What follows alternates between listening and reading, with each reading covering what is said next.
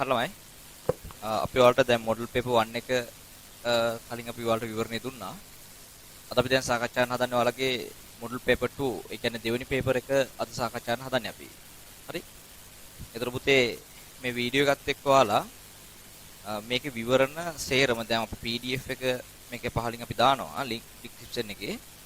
එතකොට ඔයාලා link එක අරගෙන ඒකෙන් PDF එක download කරලා print out එකක් දාගෙන සම්පූර්ණ අපි මේ ප්‍රශ්න පත්‍රය තනියම හදලා ඊට පස්සේදී අපි දෙන විවරණය බලාගෙන මේ ප්‍රශ්න ළඟින් ලස්සනට විවරණය ලියා ගන්න. එහෙම කරලා හොඳින් අධ්‍යයනය කරන්න. විභාගය දක්වා අපි ප්‍රශ්න පත්‍ර මාලාවක් මේ විදිහට කරගෙන යනවා. හරිනේ? හරි. එහෙනම් මොඩල් පේපර් 2 එකේ අපි පළවෙනි ප්‍රශ්නෙමු. මම මෙතන උඩ ගන්න මේක. හරි. පළවෙනි එකේ තියෙන පුතේ හයිඩ්‍රජන් විමෝචන වර්ණාවලිය ආශ්‍රිතව විමසලා තියෙන්නේ. හරි.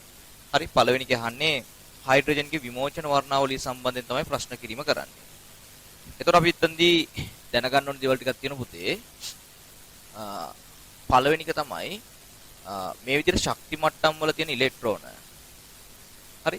ශක්ති මට්ටම් වල තියෙන ඉලෙක්ට්‍රෝන අපි ශක්තිය දුන්නම අපි මෙයාට ශක්තිය දුන්නොතින් ඒ ලබා දීපු ශක්තිය උරාගෙන ඉහළ ශක්ති මට්ටම් වලට ගමන් කරනවා. ශක්තිය උරාගෙන ඉහළ ශක්ති මට්ටම් වලට ගමන් කරනවා. එහෙම ඉහළ ශක්ති මට්ටම් වලට ගමන් කළොත් ඇති වෙන වර්ණාවලියට අපි කියන පුතේ අවශෝෂණ වර්ණාවලියක් කියලා. ඒතර අවශෝෂණ වර්ණාවලියක් කියලා කියන්නේ පහළ ශක්ති මට්ටම් වල පවතින ඉලෙක්ට්‍රෝන ශක්තිය අවශෝෂණය කරගනිමින් ඉහළට ගමන් කිරීම. එතකොට ඒ විදිහටම ඉහළ ශක්ති මට්ටමක පැවතුනොත් ඔය ඉහළට ගිහපු ඉලෙක්ට්‍රෝනයක් ඉහළ ශක්ති මට්ටමක පැවතීම අස්ථාය නිසා ඒ අවුරාගත වූ ශක්තිය යලි පිට කරමින් පහළ ශක්ති මට්ටම් වලට පැමිණෙනවා. එහෙම පැමිණෙද්දි පිට කරන ශක්තියට අදාළව ඇති කරන වර්ණාවලියට අපි කියන පුතා විමෝචන වර්ණාවලිය කියලා. එන අවශෝෂණ වර්ණාවලියක් ඇති වෙන්නේ ඉලෙක්ට්‍රෝන පහළ මට්ටමේ ඉඳන් ඉහළ මට්ටමට යද්දී. විමෝචන වර්ණාවලියක් ඇති වෙන්නේ පුතා ඉහළ මට්ටම් වල පවතින ඉලෙක්ට්‍රෝන යලි පහළ මට්ටම් වලට පැමිණෙද්දී විමෝචන කරන ශක්තියට අදාළව. ඒක හොඳටම ගන්න.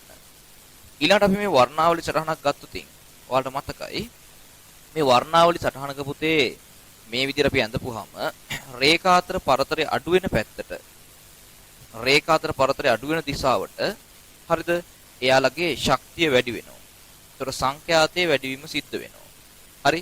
ඒ දිශාවට ආයාමයේ අඩුවීම සිද්ධ වෙනවා. ඔය තමයි වර්ණාවලිය පිළිබඳව තියෙන සරල સિદ્ધාන්ත කාරණා. ඒතර වර්ණාවලිය පිළිබඳ ගැඹුරට අපිට අධ්‍යයනය කරන්න පුළුවන්. තවත් වර්ණාවලි හොඳ ප්‍රශ්නයක් අහපුවාම අපි ලොකු ප්‍රශ්නයකදී ගැඹුරට අධ්‍යයනය කරමු.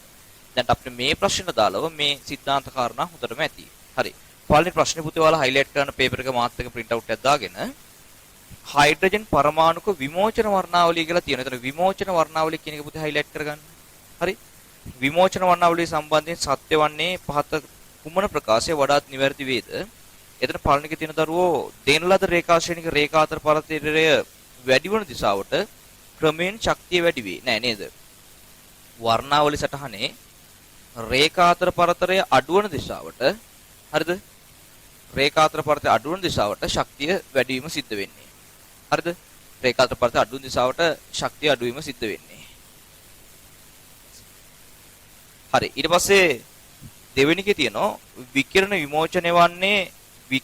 විමෝචනය වන්නේ පහළ ශක්ති මට්ටම් වල තියෙන ඉලෙක්ට්‍රෝන ඉහළ ශක්ති මට්ටම් වල සංක්‍රමණය විටයි. එතන පුතා විමෝචනය කියන එකට ඉරක් ගහ ගන්න. එතකොට ඔයාට මම කිව්වා පහළ මට්ටම් වල ඉඳන් ඉහළ මට්ටම් වලට යද්දී පුතා ශක්තිය විමෝචනයක් නෙමෙයි සිද්ධ වෙන්නේ ශක්තිය අවශෝෂණයක්. ශක්තිය අවශෝෂණයක්. එහෙනම් ඒකේ විමෝචන කියන එකට ඉරක් ගහලා ඒක ප්‍රකාශනේ වැරද්දක් දාගන්න. තුන්වෙනි එක තියෙනවා හයිඩ්‍රජන් වර්ණාවලියේ සංඛ්‍යාතයේ වැඩිවත්ම රේඛා එකිනෙක ශීඝ්‍රයෙන් ඈත් වෙන්නේ නැහැ නේද පුතේ? රේඛා එකිනෙක ශීඝ්‍රයෙන් ලං වෙනවා. රේඛා අතර පතරය අඩු වෙන්නේ ශක්තිය වැඩි වෙන දිශාවට. තුන්වෙනි එකත් වැරදි. හතරවෙනි එකේ තියෙනවා H පරමාණු විමෝචන වර්ණාවලිය H හීලියම් ප්ලස් අයනීය විමෝචන වර්ණාවලිය අතර බොහෝ සමානකම් ඇත. මේ අහන්න පුතා හයිඩ්‍රජන් වර්ණාවලියයි හරිද? ඒ කියන්නේ හයිඩ්‍රජන් වගේ එක ඉලෙක්ට්‍රෝනයක් පවතින පද්ධතිය වල වර්ණාවලිය බොහෝ දුරට මේ හයිඩ්‍රජන්ගේ විමෝචන වර්ණාවලිය වගේම තමයි. නමුත් සර්ව සම නැහැ. ඒවා සර්ව සම නැහැ. සර්ව සමයිකොතින් වැරදි. බොහෝ දුරට සමානයි. ඉතින් මත්යාන උතේ හයිඩ්‍රජන්ගේ වර්ණාවලිය හීලියම්ගේ වර්ණාවලියට සමාන වෙන්නේ නැහැ. මොකද හයිඩ්‍රජන්ගේ ඉලෙක්ට්‍රෝන 1යි හීලියම්ගේ ඉලෙක්ට්‍රෝන 2යි. ඒව දෙක සමාන වෙන්නේ නැහැ. අනිත් එක සර්ව සම වෙන්නේත් නැහැ. හයිඩ්‍රජන්ගේ වර්ණාවලිය පුතා හීලියම් ප්ලස් වල වර්ණාවලියට බොහෝ දුරට සමානයි. මොකද හීලියම් ඉලෙක්ට්‍රෝන දෙකයි ප්ලස් කියන්නේ එක ඉලෙක්ට්‍රෝනයක් ඉවත් කරලා ඒතර ප්ලස්ට බොහෝ දුරට සමානයි. නමුත් සර්ව සම නැහැ. ඒක සර්ව සමයි ගොතින් වැරදි. ඒතර මේකේ තියෙන්නේ පුතේ H පරමාණු විමෝචන වර්ණාවලියත් He++ අයනයේ විමෝචන වර්ණාවලිය අතර බොහෝ දුරට සමානකම් ඇත. ඒතර හතරවෙනි ප්‍රකාශනයේ නිවැරදි. ඒතර නිවැරදි කියලා දාලා ඉතින් ලියන්න සර්ව සම නම් නොවේ. හරි? ඒක ඉස්සෙල්ලා ලියන්න සර්ව සම නොවේ. ඒතර ප්‍රශ්නාංක 1 සඳහා පිළිතුරු අංක 4 හරිද සමාන වේ සර්ව සම නොවේ කියන එක. ඊට පස්සේ පස්වෙනි එකේ තියෙනවා 3 සිට 1 දක්වා ඉලෙක්ට්‍රෝන සංක්‍රමණය H රේඛාව වේ. නෑ පුතේ අපි දන්නවා හයිඩ්‍රජන් විමෝචන වර්ණාවලියේ ඉහළ මට්ටම් වලට ඉලෙක්ට්‍රෝන යලි පහළ ශක්ති මට්ටම් වලට පැමිණීමේදී දෙවෙනි මට්ටමට පැමිණීමේදී ඇති වෙනවා බාමර් ශ්‍රේණිය. බාමර් ශ්‍රේණිය තමයි අපි H ඇල්ෆා, H බීටා, හරි? H ගැමා සහ H ඩෙල්ටා කියලා අපි නම් කිරීම සිද්ධ කරන්නේ. H ඩෙල්ටා කියලා. ඒතර මේක රතු, කොළ, නිල්, දම් කියන පාට වලින් තමයි පේන්නේ. හැබැයි ඒක පුතා 1 2 3 4 5 6 ඔය විදිහට ගත්තොත් ඉහළ ශක්ති මට්ටම් වල පවතින ඉලෙක්ට්‍රෝන දෙවෙනි මට්ටමට එද්දී තමයි බාම ශ්‍රේණිය ඇති වෙන්නේ. මේක අපේ දෘශ්‍ය කලාපය තුලයි ඇති වෙන්නේ. ඒතර ඒකේ පළවෙනි රේඛාව තමයි H ඇල්ෆා. ඒතර H ඇල්ෆා කියන්නේ පුතේ ශක්ති මට්ටම 3න් 2ට. 4න් 2ට આવතින් H බීටා, 5න් 2ට આવතින් H ගැමා, 6න් 2ට આવතින් අපි කියන එකට H ඩෙල්ටා කියලා. ඒතර ඒ විදිහ තමයි අදාළ වෙන්නේ. ඒතර ප්‍රශ්නාංක එකේ පස්වෙනි පිළිතුරත් වැරදි. මොකද H ඇල්ෆා රේඛාවට අනුරූප වේ කියලා තියෙනවා. H ඇල්ෆා රේඛාවට අනුරූප වෙන්නේ පුතා 3න් 2ට, 3න් 1ට නෙමෙයි. ඒතර ප්‍රශ්නාංක 1 සඳහා පිළිතුරු අංක 4. හරි. ඒත් අපි ප්‍රශ්නාංක 2ට යමු. ප්‍රශ්නාංක 2 තියෙන්නේ මෙන්න මේ වගේ එකක්. හරි. ප්‍රශ්නාංක 2 තියෙන්නේ ඔයගෙන් අහනවා මෙහෙම. හරි. ප්‍රශ්නාංක 2 අහනවා XYZ යනු ආන්තරික නොවන අනුයාත මූලද්‍රව්‍ය තුනකි. හරි. එක ළඟ තියෙන මූලද්‍රව්‍ය තුනල්ලු X Y Z කියන්නේ. හරි. එක ළඟ තියෙන මූලද්‍රව්‍ය තුනල්ලු X Y සහ Z කියන්නේ. හරි ඔයාලට කියන පුතේ y පළමු අයනීකරණ එන්තැල්පිය x සහ z වඩා වැඩිලු. ඒ කියන්නේ මෙයා දෙපැත්තේ ඉන්න දෙනට වඩා වැඩිලු. අපි අයනාත අයනීකරණ සත්‍ය විචලන ප්‍රස්තාරය ගත්තොත් මෙන්න මේ වගේ අක්වක් විචලනයන්නේ තියෙන්නේ. ඒතර මෙතන ඇවිල්ලා පළමු කාණ්ඩයේ මූලද්‍රව්‍ය ඉන්නවා. මෙතන දෙවෙනි කාණ්ඩේ කෙනා. මෙතන තුන්වෙනි කාණ්ඩේ කෙනා. හරි. මෙතනට එනවා හතරවෙනි කාණ්ඩේ කෙනා. පස්වෙනි කාණ්ඩේ මූලද්‍රව්‍ය. හරි. මෙතනට හයවෙනි කාණ්ඩේ මූලද්‍රව්‍ය. මෙතනට 7 වෙනි කාණ්ඩය සහ මෙතනට 8 වෙනි කාණ්ඩය. ඒතර එක ළඟ තියෙන මූලද්‍රව්‍ය සෙට් එකක් අපි බැලුවොත් දෙපැත්තේ තියෙන දෙන්නට වඩා හරිද? දෙපැත්තේ තියෙන දෙන්නට වඩා මැද ඉන්න කෙනාගේ වැඩි වෙන අවස්ථාවල් තියෙන පුතේ දෙකක්. නේ මේ බලන්න මෙතන එකට සහ දෙකට එක පළවෙනි කාණ්ඩයේ මූලද්‍රව්‍ය සහ තුන්වෙනි කාණ්ඩයේ මූලද්‍රව්‍ය වලට වඩා දෙවෙනි කාණ්ඩයේ මූලද්‍රව්‍ය වල අයනීකරණ ශක්තිය වැඩි. ඒතර මෙතනත් ඒ වගේ දැන් තියෙනවා හතරවන කාණ්ඩයේ සහ හයවන කාණ්ඩයේ මූලද්‍රව්‍ය වලට වඩා පස්වන කාණ්ඩයේ මූලද්‍රව්‍ය වල අයනීකරණ ශක්තිය වැඩි. තේරුණාද? එතකොට පුතේ ඔයාට කියනවා x ට වඩා y ගේ අයනීකරණ ශක්තිය වැඩි, z ට වඩාත් වැඩි. කියන්නේ දෙපැත්තේ ඉන්න දෙන්නට වඩා මැද කෙනාගේ වැඩි කියනවා. ඒතකොට ඒ විදිහට දෙපැත්තේ ඉන්න දෙන්නට වඩා මැද කෙනාගේ වැඩි අවස්ථාවල් දෙකක් තියෙනවා. ඒ කියන්නේ පුතේ මොන කාණ්ඩයේද? දෙවන කාණ්ඩයේ සහ 15 වන කාණ්ඩේ. මේක මම මෙහෙම ලිව්වට මේක 16, 15, 17, 14 එහෙමයි අදාළ වෙන්නේ. හරිද? එතකොට 15 වන කාණ්ඩයේ හෝ දෙවන කාණ්ඩයේ මූලද්‍රව්‍යයක් වෙන්න ඕනි. ඔය කියන විදිහට y කියන්නේ. දැන් ඔයගෙන් අහන්නේ y මූලද්‍රව්‍ය විය හැක්කේ කවුද කියලා. කාබන් වෙන්න බෑ, ඔක්සිජන් වෙන්න බෑ. නයිට්‍රජන් තියෙනවා, ක්ලෝරින් තියෙනවා, සෝඩියම් තියෙනවා. එතන මේ මූලද්‍රව්‍ය ටික බලපුවම මට තේරෙනවා පුතේ. පිළිතුරු අංක 3 තියෙනවා 15 වන කාණ්ඩයේ මූලද්‍රව්‍ය නයිට්‍රජන්. දෙවෙනි ප්‍රශ්නය සඳහා පිළිතුරු අංක 3 බවට පත් වෙන්න ඕන. ඒතර ඒක පැහැදිලි. මම ඕක ඕනෑමට වඩා පැහැදිලි කර දීමට යන්නේ නැහැ. අපි ප්‍රශ්නාංක 3ට යමු. ප්‍රශ්නාංක 3 අහන්නේ පුතේ පෝලින් පරිමාණය ආශ්‍රිත ගැටලුවක් වගේ අහන්නේ. ඒක අපි හොඳින්ම අවබෝධයට ගමු අපි. ප්‍රශ්නාංක 3. හරි. ප්‍රශ්නාංක 3 තියෙනවා විද්‍යුත් ඍණතාව පිළිබඳ අසත්‍ය ප්‍රකාශය වන්නේ. පෝලින් පරිමාණය අනුව කාබන් වල විද්‍යුත් ඍණතාව සල්ෆර් විද්‍යුත් ඍණතාවට බොහෝ දුරට සමානයි. ඒක නිවැරදි පුතේ. මොකද කාබන්ගේ විද්‍යුත් ඍණතාව ගත්තොත් කාබන්ගේ හරිද? සල්ෆර් කියන දෙන්නගේ විද්‍යුත් ඍණතාවය 2.5ක් තමයි වෙන්නේ. එහෙනම් පළවෙනි එක හරි. දෙවෙනි එකේ තියෙනවා ආවර්තයක් ඔස්සේ දකුණට යාමේදී විද්‍යුත් ඍණතාව වැඩි වේ. දැන් මෙහා ගන්නකෝ. විද්‍යුත් ඍණතාව කියලා අදහස් ගන්න මොකද්ද පුතේ? බන්ධන ඉලෙක්ට්‍රෝන පරමාණුවක් තමා දෙසට ඇද ගැනීමට දක්වන ලැබියාව. ඕක කවුරු හරි කෙනෙක් අර්ථ දැක්වුවොත් ඉලෙක්ට්‍රෝන තමා දෙස රැඳ ගැනීමට දක්වන ලැබියාව කියලා ඒක වැරදි. කෙනෙක්ගේ විදුර්ණතාව කියලා කියන්නේ බන්ධන ඉලෙක්ට්‍රෝන තමා දෙස රැඳ ගැනීමට දක්වන ලැබියාව. ඒතර පුතා පරමාණුක තරම කුඩා වෙන්න දැන් ඉලෙක්ට්‍රෝන කියන්නේ ඍණාරෝපණනේ. දැන් හිතන්න ඔහොම බන්ධනයක් තියෙනවා. මෙතන පරමාණුවක් තියෙනවා. මෙතන තව පරමාණුවක් තියෙනවා. ඒතර පරමාණුවේ න්‍යෂ්ටිය ධනාරෝපිතයි. හරිද? බන්ධනයේ තියෙන ඉලෙක්ට්‍රෝන කියන්නේ ඍණාරෝපිත ඒවානේ. එතකොට මේ ධනාරෝපිත න්‍යෂ්ටියෙන් ඉලෙක්ට්‍රෝන අදින්නේ. ඒතර පරමාණුවේ අරය විශාල වෙන්න පුතා න්‍යෂ්ටි ආවරණය වැඩි. න්‍යෂ්ටි ආවරණය වැඩි වෙන්නේ ධනාරෝපණයට බාහිරට කරන්න පුළුවන් බලපෑම අඩු වෙනවා. උදාහරණයක් ගන්න මෙහෙම. ඔයා හිතන කාන්දම් කෑල්ලක් තියෙනවා. ඔයාගේ කාන්දම් කෑල්ල එක රෙදිපටියකින් උතලා ඕකට යකඩ ආකර්ෂණය කරන්න බලනවා. එක රෙදිපටියකින් උතලා ඕකට යකඩ ආකර්ෂණය කරන්න බලනවා. ඕක ඔයා රෙදි ගොඩාරියකින් උතලා යකඩ ආකර්ෂණය කරන්න බලනවා. ඒතර පුතේ යකඩ හොඳින්ම ආකර්ෂණය වෙන්නේ කාන්දුන්ට කොයි අවස්ථාවේද ඔයා එක රෙදි කොටසකින් ආවරණය කළාම. මොකද ඒ අවස්ථාවේ න්‍යෂ්ටියට ඒ අවස්ථාවේ කාන්දමට බාහිරට කරන්න පුළුවන් බලපෑම ප්‍රබලයි. එයා ආවරණය වැඩි වෙන්න ඒ කාන්දමට බාහිරට කළ හැකි බලපෑම අඩු වෙනවා. ඒ විදිහට පුතේ දැන් මේ හරිද විදුලි ඍණතාව ගත්තොත් බන්ධනයක පවතින ඉලෙක්ට්‍රෝන වලට පරමාණුවකට කරන්න පුළුවන් බලපෑම එයාගේ අරය වැඩි වෙන්න අඩු වෙනවා. අපි ලියන්න පුළුවන් නේද පුතා මෙන්න මේ විදිහට දෙයක්. අරය වැඩි වෙද්දී එයාගේ විදුලි ඍණතාව මොකද වෙන්නේ? එයාගේ විදුලි ඍණතාව මේ ආකාරයට අඩුවීම සිද්ධ වෙනවා. අරය වැඩි වෙද්දී විදුලි ඍණතාව අඩුවීම සිද්ධ වෙනවා. හරිද? ඒතර දැන් අපි දෙවෙනි ප්‍රශ්නෙට ගියොත් ආවර්තයක් ඔස්සේ දකුණට යාමේදී විදුලි ඍණතාව වැඩි වේ. ඒක නිවැරදි. මොකද ආවර්තයක් ඔස්සේ ඉස්සරහට මොකද වෙන්නේ දරුවනේ? අරය අඩු වෙනවා. ආවර්තයක් ඔස්සේ ඉස්සරහට අරය අඩු වෙනවා. ඒතර අරය අඩු වෙනවා නම් යාගේ විදුලි ඍණතාව මොකක්ද වෙන්න ඕනේ? මේ තියරි අනුව ගත්තොත් වැඩිවීම සිද්ධ වෙන්න ඕනේ. ඒතර පිළිතුරු අංක 2 නිවැරදි. පිළිතුරු අංක 2 නිවැරදි. ආවර්තකයේ කාණ්ඩයක් ඔස්සේ පහළට යති. අපි දන්න පුතේ මම ඔයාලට මෙහෙම කියන්නම්කෝ. අරය ගත්තොත් ආවර්තයක් ඔස්සේ ඉස්සරහට. ආවර්ත ඔස්සේ ඉදිරියට ගත්තොත් අරය මොකද්ද වෙන්නේ පුතා? අඩු වෙනවා. කාණ්ඩ ඔස්සේ පහළට මොකද්ද වෙන්නේ? කාණ්ඩ ඔස්සේ හරි කාණ්ඩයක් ඔස්සේ පහළට අරය වැඩි වෙනවා. එහෙනම් කාණ්ඩය ඔස්සේ පහළට අරය වැඩි වෙනවා නම් විදුලි ඍණතාව මොකක්ද වෙන්නේ පුතේ? අඩුවීම සිද්ධ වෙන්න ඕන. ඒතර දෙකේ තියෙන්නේ ආවර්තාවකයේ කාණ්ඩයක් ඔස්සේ පහළට යාමේදී විදුලි ඍණතාව අඩුවේ ඒකත් නිවැරදි. අයඩින්නේ විදුලි ඍණතාව ක්ලෝරින්නේ විදුලි ඍණතාවට වඩා වැඩිය. ඒකත් අපි මේ තීරින් ගමු කොහොමද තියෙන්නේ? ආවර්තාවකයේ ෆ්ලුෝරීන් 17 වෙනි කාණ්ඩේ ෆ්ලුෝරීන් ක්ලෝරීන් බ්‍රෝමීන් අයඩින් ඉදිරියේ තියෙන්නේ. ඒතර කාණ්ඩේ පහළට යද්දි මොකද වෙන්නේ දරුවෝ? අරය වැඩි වෙනවා. අරය වැඩි වෙද්දී විදුලි ඍණතාව අඩු වෙනවා. එහෙනම් අපි ක්ලෝරීන් සහ අයඩින් ගත්තොත් මේ දෙන්නගෙන් අයඩින් වල විදුලි ඍණතාව ක්ලෝරීන්ට වඩා අඩුයි කියලා තමයි අදාළ වෙන්නේ. එහෙනම් පිළිතුරු අංක 4 වැරදි. පිළිතුරු අංක 4 වැරදි කියලා වඩා තේරෙන්න ඕනේ. ඒතර මේකේ අපෙන් අහන්නේ අසත්‍ය ප්‍රකාශය. ඒතර ප්‍රශ්න අංක 3 සඳහා අසත්‍ය ප්‍රකාශය පිළිතුරු අංක 4. ඒතර පිළිතුර වෙන්නේ පිළිතුරු අංක 4. අපි ඒකේ 5 වෙනි වර්ණයට යමු. ඒකේ 5 වෙනි එකේ කියන්නේ මේ වගේ දෙයක්.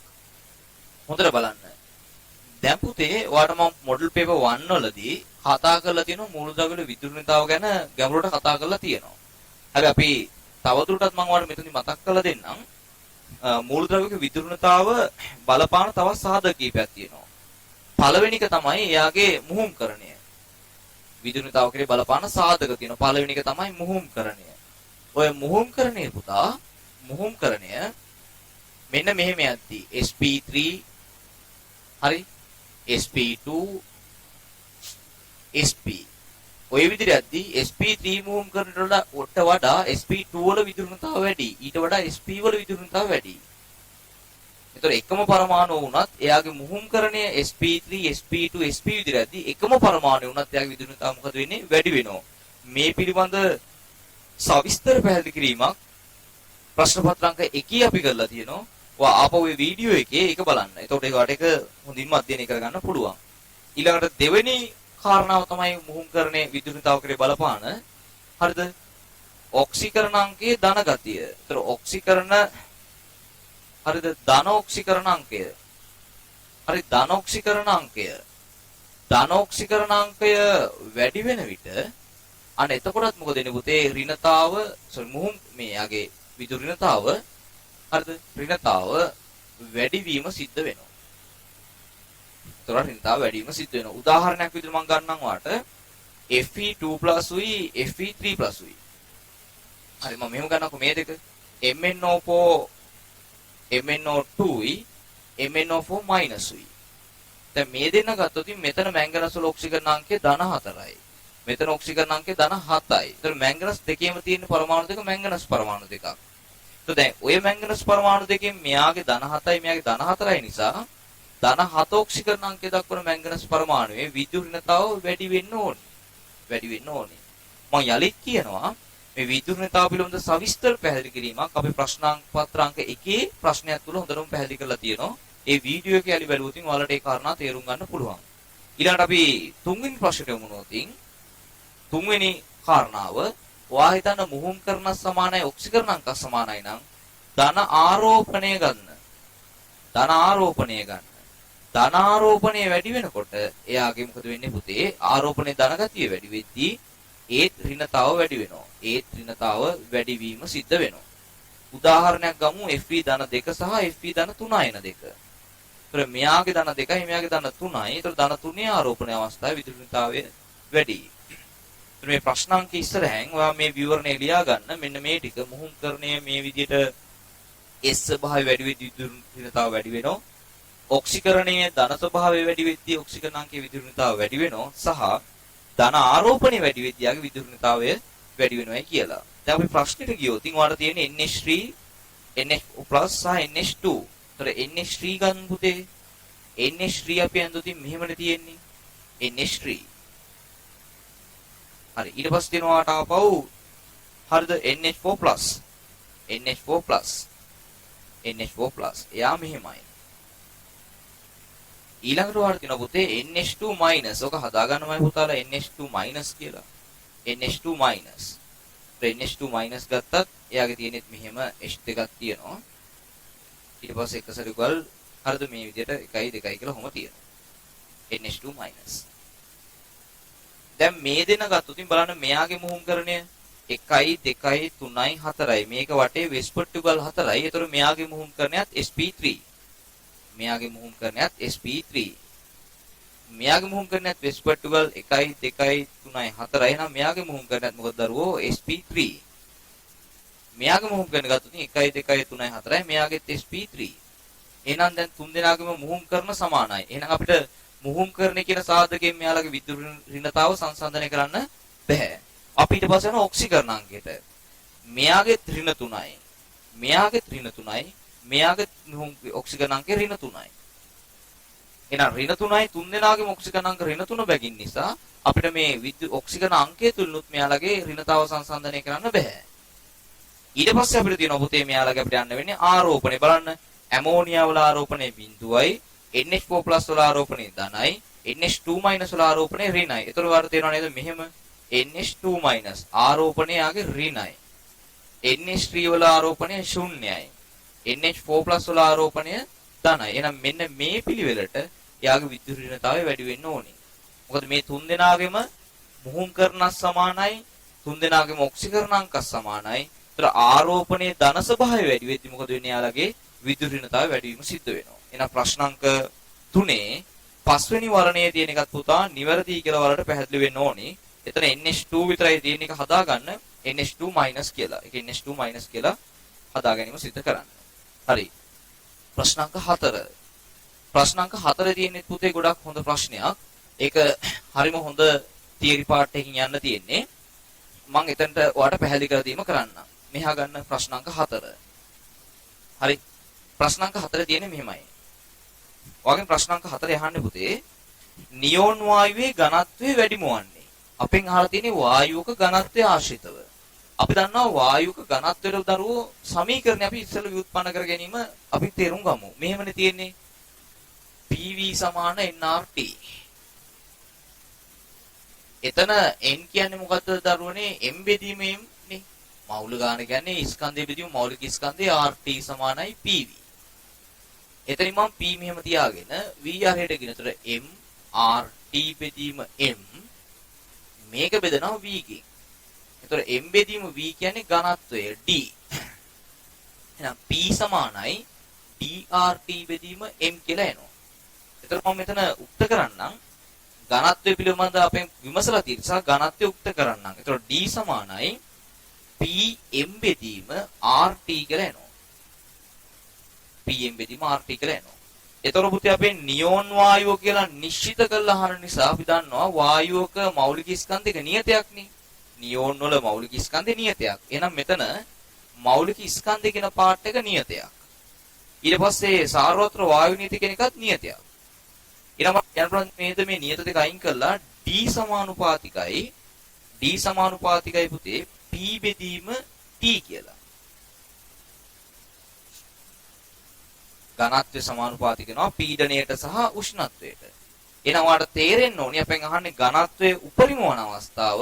එහෙනම් ඝනත්වය වැඩි වෙන්න පුතේ කොහොම වෙන්න ඕනිද? පීඩණය වැඩිම වෙලා උඩ පාර්ට් එක වැඩිම වෙලා යට පාර්ට් එක අඩුම වෙන්න ඕනි. ඒතර ඝනත්වය වැඩිම අවස්ථාවේදී P වැඩිම T අඩුම එක. මොකද මේ උත්තරේ වැඩි වෙන්න නම් උඩ එක ලොකු වෙලා යට එක පොඩි වීම සිද්ධ වෙන්න ඕනේ. එහෙනම් මෙතන උත්තර ටිකේ ඔයා බලන්න උෂ්ණත්වය අඩුම අවස්ථාවක් දීලා පීඩනය වැඩිම අවස්ථාවක් දීපක තමයි වගේ පිළිතුරට එන්න ඕනේ. ඒකට තේරෙන දරුණේ ප්‍රශ්න අංක 4 සඳහා පිළිතුරු අංකය 2 කියලා. මොකද ඒකේ තමයි ඔපේ උත්තර පහෙන් ගත්තොතින් අඩුම උෂ්ණත්වය සහ වැඩිම පීඩනය එකවර දීලා තියෙන්නේ. එහෙනම් ප්‍රශ්න අංක 4 සඳහා පිළිතුරු අංකය 2 කියලා දාලා කරගන්න පුළුවන්.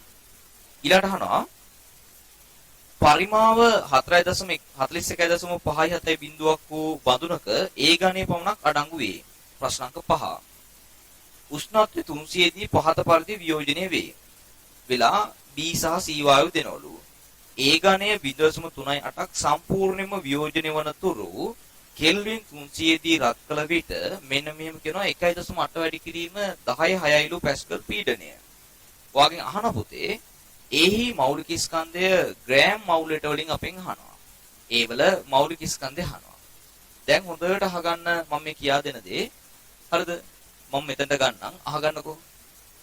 ප්‍රශ්න අංක 5. ප්‍රශ්න අංක 5 ඔයාගෙන් වායුවක මෞලික ස්කන්ධය පිළිබඳ විමසීමක් කරලා තියෙනවා. ඒ මෞලික ස්කන්ධය පිළිබඳ විමසීමක් කරලා තියෙන නිසා ඔයාට මේ PV = nRT සමීකරණයම මෞලික ස්කන්ධයට ගැළපෙන අයුරින් වෙනස් කරගන්න සිද්ධ වෙනවා. හරි අපි බලමු මෙහෙම. ඔයාට කියනවා වොලියුම් එක මේ පද්ධතියේ පරිමාව දීලා තියෙන පුතේ 41. හරිද 41.5 බිඳුව ඝන සෙන්ටිමීටර වැඩි කිරීම 10⁻6 ඝන මීටර. උෂ්ණත්වය වල දීලා තියෙනවා 300 කෙල්වින්. හරිද මේක රත් කළයින් පස්සේ ඔයාලට කියනවා මේකේ A කියලා කෙනෙක් තිබ්බේ. හරිද? A කියලා තිබ්බේ. එතකොට අඩංගුවේ උෂ්ණත්වය 300 දී මෙන්න මෙහෙම වියෝජන වලට A කියන එක්කෙනා වියෝජනය වෙලා ඔයාලට කියන පුතේ B සහ 2යි C දෙනවලු. A කියන කෙනා සම්පූර්ණයෙන්ම වියෝජනය වෙනවලු. ඔයාලට කියන මේ පද්ධතිය ඇතුළත පුතා A ගේ ග්‍රෑම් දැම්මලු 0.38 ග්‍රෑම් දැම්මලු.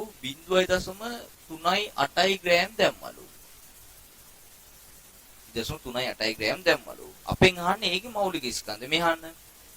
දැන් ඒගේ මවුල n ප්‍රමාණයක් තිබ්බනම් ආරම්භයේ පද්ධතියේ ඒගේ මවුල n ප්‍රමාණයක් තිබ්බනම් ඒ සම්පූර්ණයෙන්ම වියෝජනය වුණා නම් ඒතර ආරම්භයේදී මේ දෙන්න නැහැනේ. ඒතර ඒ සම්පූර්ණයෙන්ම වියෝජනය වුණා නම් පුතේ ප්‍රතික්‍රියාව සිද්ධ වුණෙන් පස්සේ ඒ නැහැ. n ප්‍රමාණයක් තිබ්බනම් එයා නිසා 1:1 අනුපාතයෙන් b ගේ n ප්‍රමාණයක් හැදෙනවා. c ගේ හැදෙනවා පුතේ 2n ප්‍රමාණය. ඒ කියන්නේ මුළු මවුල කොච්චරක් හැදෙනවද එතකොට? 3n මවුල ප්‍රමාණයක් සෑදීම සිද්ධ වෙනවා. තේරුණාද? දැන් ඔයාලට දීලා තියෙනවා මේ අවස්ථාවේ උෂ්ණත්වය ඊට පස්සේ පරිමාව පීඩනය දීලා තියෙනවා 1.8 වැඩි කිරීම 10.6 පැස්කල් කියලා. දැන් මම මේ වියෝජනය වුණාන් පස්සේ අවස්ථාවට PV = nRT දාන්න. ඒතර එනවා අපිට PV = nRT ආරම්භක ඒ මවුල ප්‍රමාණය මම n කියලා ගත්තේ. එතකොට ඒ කියන්නේ මේ 3.8 තුල තියෙන මවුල ගාන n. හරි. n ට මට n වලට මට දාන්න පුළුවන් මෙතන කියන පුතේ දැන් 3n. හරි මම මෙතන NA කියලා ගන්නම්. එහෙනම් මෙතන ආරම්භයේ NA තිබ්බනම් 3යි NA තියෙනවනේ. එහෙනම් දැන් මුළු මවුල ගන්න 3යි NA. R කියන්නේ 8.314යි. T කියන්නේ මොකද්ද පුතවා දන්නවා? T කියලා කියන්නේ මෙතන උෂ්ණත්වය කෙල්වින් 300යි. එතකොට පීඩනය දීලා තියෙනවා අපිට 1.8 වැඩි කිරීම 10.6 කියලා. හරිද? මේ අවස්ථාවේ පරිමාව මෙතන අගේ දීලා තිනවා. ඒක ආදේශ ගන්න පුළුවන් කොහොමද අපිට? හරිද? පරිමාව දීලා තිනවා 41. හරි 5යි 7යි බිංදුව වැඩි කිරීම 10 ඍණ 6 කියලා. ඔයාලට මේක පේන්නේ නැද්ද දන්නේ නැහැ. ඒක ලියා ගන්න. මේ තියෙන්නේ PV පරිමා පීඩනයයි පරිමාවයි. එතකොට පුතා අපි දන්නවා NA කියන්නේ මොකද්ද? A ගේ මවුල ගාන කියන්නේ ස්කන්ධෙ බෙදීම මৌলিক ස්කන්ධෙනේ. අපිට ස්කන්ධ දුන්නා 0.38යි කියලා. 0.38 බෙදීම A ගේ මৌলিক ස්කන්ධය. ඔය කියන්නේ A ගේ මවුල ප්‍රමාණය NA නේ. ඒ වගේ 3ක්. R කියන්නේ 8.314යි. කෙල්වින් 300 තමයි උෂ්ණත්වය. මෙතන PV P කියන්නේ 1.8 වැඩි කිරීම 10.6 ගුණ කිරීම 41. 5යි 7යි බිංදුව වැඩි කිරීම 10 ඍණ 6 සමානයි මෙන්න මේ පිළිතුර. ඒතර මේක සුළු කළෙන් පස්සේ වාට m සඳහා පිළිතුර ලබා ගන්න පුළුවන්. ඒතර m සඳහා මෙතන පිළිතුර ලැබෙනවා පුතේ. පිළිතුරු අංකය 3 38 ග්‍රෑම් මවුලය ටික ලැබෙනවා. ගාන හදපිදී මම හිතනවා තේරුණායි කියලා. ඒ කියන්නේ අපි normally අපි ගාන හදනවා. ආරම්භයේදී A ගේ මවුල අපි දන්නේ නැහැ. n A කියලා තියප කියලා හිතමුකෝ. එතන එයා සම්පූර්ණයෙන්ම වියෝජනය වෙද්දී ස්ට්‍රොයිකියු මිති අනුව එකට එක අනුපාතයෙන් සහ එකට දෙක අනුපාතයෙන් මවුල් ලබා දෙනවා. එතකොට මෙයාගේ ආරම්භයේ NA ප්‍රමාණයක් තිබ්බනම් මෙයා විඝටනය වෙලා B ගේ මවුල් ලබා දෙනවා පුතේ NA ප්‍රමාණයක්, C ගේ ලබා දෙනවා N 2යි NA ප්‍රමාණයක්. එතන මුළු මවුල ප්‍රමාණය 3යි NA නේ. එතන පීඩනය දන්නවා මේ අවස්ථාවේ. පරිමාව දන්නවා. මවුල ගාන දන්නවා 3යි NA, R දන්නවා T දන්නවා. සුළු කරලා NA කියන එක ගන්න පුළුවන් නේ. A ගේ මවුල ගාන කියන්නේ යෙදු A ගේ ස්කන්ධය බෙදීම A ගේ මৌলিক ස්කන්ධය. එහෙනම් මම එතන ලිව්වා NA වෙනකොට 0.38 බෙදීම A ගේ මৌলিক ස්කන්ධය කියලා. දැන් මේ ප්‍රකාශනය සුළු කරලා M හෙව්වොතින් MA සඳහා අපි ලැබෙනවා ග්‍රෑම් 38ක් කියලා. එහෙනම් අපිට පැහැදිලි පුතේ ප්‍රශ්නාංක 5 සඳහා පිළිතුරු අංකය 3. ප්‍රශ්නාංක 6 ප්‍රශ්නාංක 6 අපෙන් විමසන්නේ පුතේ මේ එන්තැල්පි ගානක්. හරි? එතකොට මෙතනදී එන්තැල්පි පද පිළිබඳ සරල අර්ථ දැක්වීම ඔබගේ මනස තුල හොඳින්ම තියෙන්න ඕනේ. එතකොට මම මේ පේපර් එකක් ඩිස්කෂන් කිරීමක් නිසා එන්තැල්පි පද යලි යලිත් මතක් කර දෙන්න යන්නේ නැහැ. දැන් අහගන්න පුතා. ඔයාලට කියනවා ග්‍රැෆයිට් සහ ඒකේ ග්‍රැනයිට් කියලා තියෙන්නේ. ප්‍රින්ටින් මිස්ටේක් එකක්. ඒක ග්‍රැනයිට් නෙමෙයි ග්‍රැෆයිට් වෙන්න ඕනේ මිනිරන්. ඔයාලට තියෙනවා ග්‍රැෆයිට් සහ හයිඩ්‍රජන් වල සම්මත තූකරණ එන්තැල්පි. සම්මත තූකරණ එන්තැල්පි කියලා කියන්නේ පුතේ ඝන ද්‍රව වායු ඕනෑම අවස්ථාවකින් වායුමය අවස්ථාවේ පවතින පරමාණු මවුල එකක් සෑදීමේදී සිදුවන එන්තැල්පි වෙනස. එහෙනම් ග්‍රැෆයිට් වල තූකරණය කියලා කියන්නේ CS එක C ගෑස් වෙන එක. ඒ විදිහට දැන් හයිඩ්‍රජන් වල හරිද? හයිඩ්‍රජන් කියන්නේ අපේ සම්මත අවස්ථාව H2 ගෑස්. ඒතර මෙයාගේ තූකරණය වෙන්නේ පුතේ මොකද්ද? එයාගෙන් H ගෑස් එකක් හැදෙන එක. ඒතර මෙතන භාගයක් දාලා තුල්තකරණ වෙන්නේ. මොකද අපි තූකරණය කිව්වොත් මේ පැත්තට ඉලක්කම් දාන්නේ තූකරණයේදී වායුමය පරමාණු එකක් තමයි හදන්න ඕන. වායුමය පරමාණු එකක් තමයි අපි හදන්න ඕන. හරි. එතකොට දැන් මෙතන තියෙනවා ග්‍රැෆයිට් වල දීලා තියෙන එන්තැල්පිය ගැන ග්‍රැෆයිට් වල පුතේ 725 කිලෝ ජූල්. 725 කිලෝ ජූල් මවුලයට. ඊට පස්සේ වර දීලා තියෙනවා හයිඩ්‍රජන් වල තූකරණ එන්තැල්පිය 218 කිලෝ ජූල් මවුලයට කියලා. 218 කිලෝ ජූල් මවුලයට. ඊට පස්සේ වර කියනවා මෙතේන් වල සම්මත උත්පාදනය. ඒ කියන්නේ CH4 ගෑස් වල සම්මත උත්පාදනය. උත්පාදනය කියලා කියන්නේ පුතේ යාගේ සම්මත අවස්ථාවෙන් උත්පාදනය කිරීමේදී සිදුවන එන්තැල්පි වෙනස. ඒතර කාබන් වල සම්මත අවස්ථාව CS හරිද ග්‍රැෆයිට්. ඒතර මෙතන CS ග්‍රැෆයිට් වෙන්න ඕන. හරි ඒක දන H දෙකක් තියෙන නිසා 2යි H2 ගෑස් වලින් තමයි මේක සම්මත අවස්ථාව හයිඩ්‍රජන් වල H2 ගෑස් නේ. ඒත් 2ක් H2 ගෑස් වලින් තමයි අපි ඒක නිෂ්පාදනය කිරීම කරන්න ඕන. ඒතකොට තියෙන මෙතන එන්තැල්පිය ඍණ 76යි කිලෝ ජූල් මවුලයටලු. ඍණ 76යි කිලෝ ජූල් මවුලයටලු. වායුමය කාබන් සහ වායුමය හයිඩ්‍රජන් පරමාණු වලින් CH බන්ධනයක් උත්පාදනය වීමේදී එන්තැල්පි අපෙන් අහනවා. හරි. මේක දිහා බලන්න මම මේක ආය අඳින්නම්. C හරිද මම මේක මෙහෙම ලියන්න මෙතන. මෙහෙම තියෙනවා. C S graphite තියෙනවා. ධන 2යි H2 gas මෙතන තියෙනවා. මෙයාගෙන් පුතා CH4 හදනවා. CH4 කියන්නේ මෙතෙන් මෙන්න මෙහෙම CH බන්ධන හතරක් එක්ක සෑදීම. මෙතන එන්තැල්පියගේ අපි දන්නවා ඍණ 76යි කිලෝජූල් මවුලයට. එතකොට ඒක හදන්න එක මවුලයක් නිසා මම ලියන්න පුතේ ගුණ කිරීම එකයි මවුල කියලා.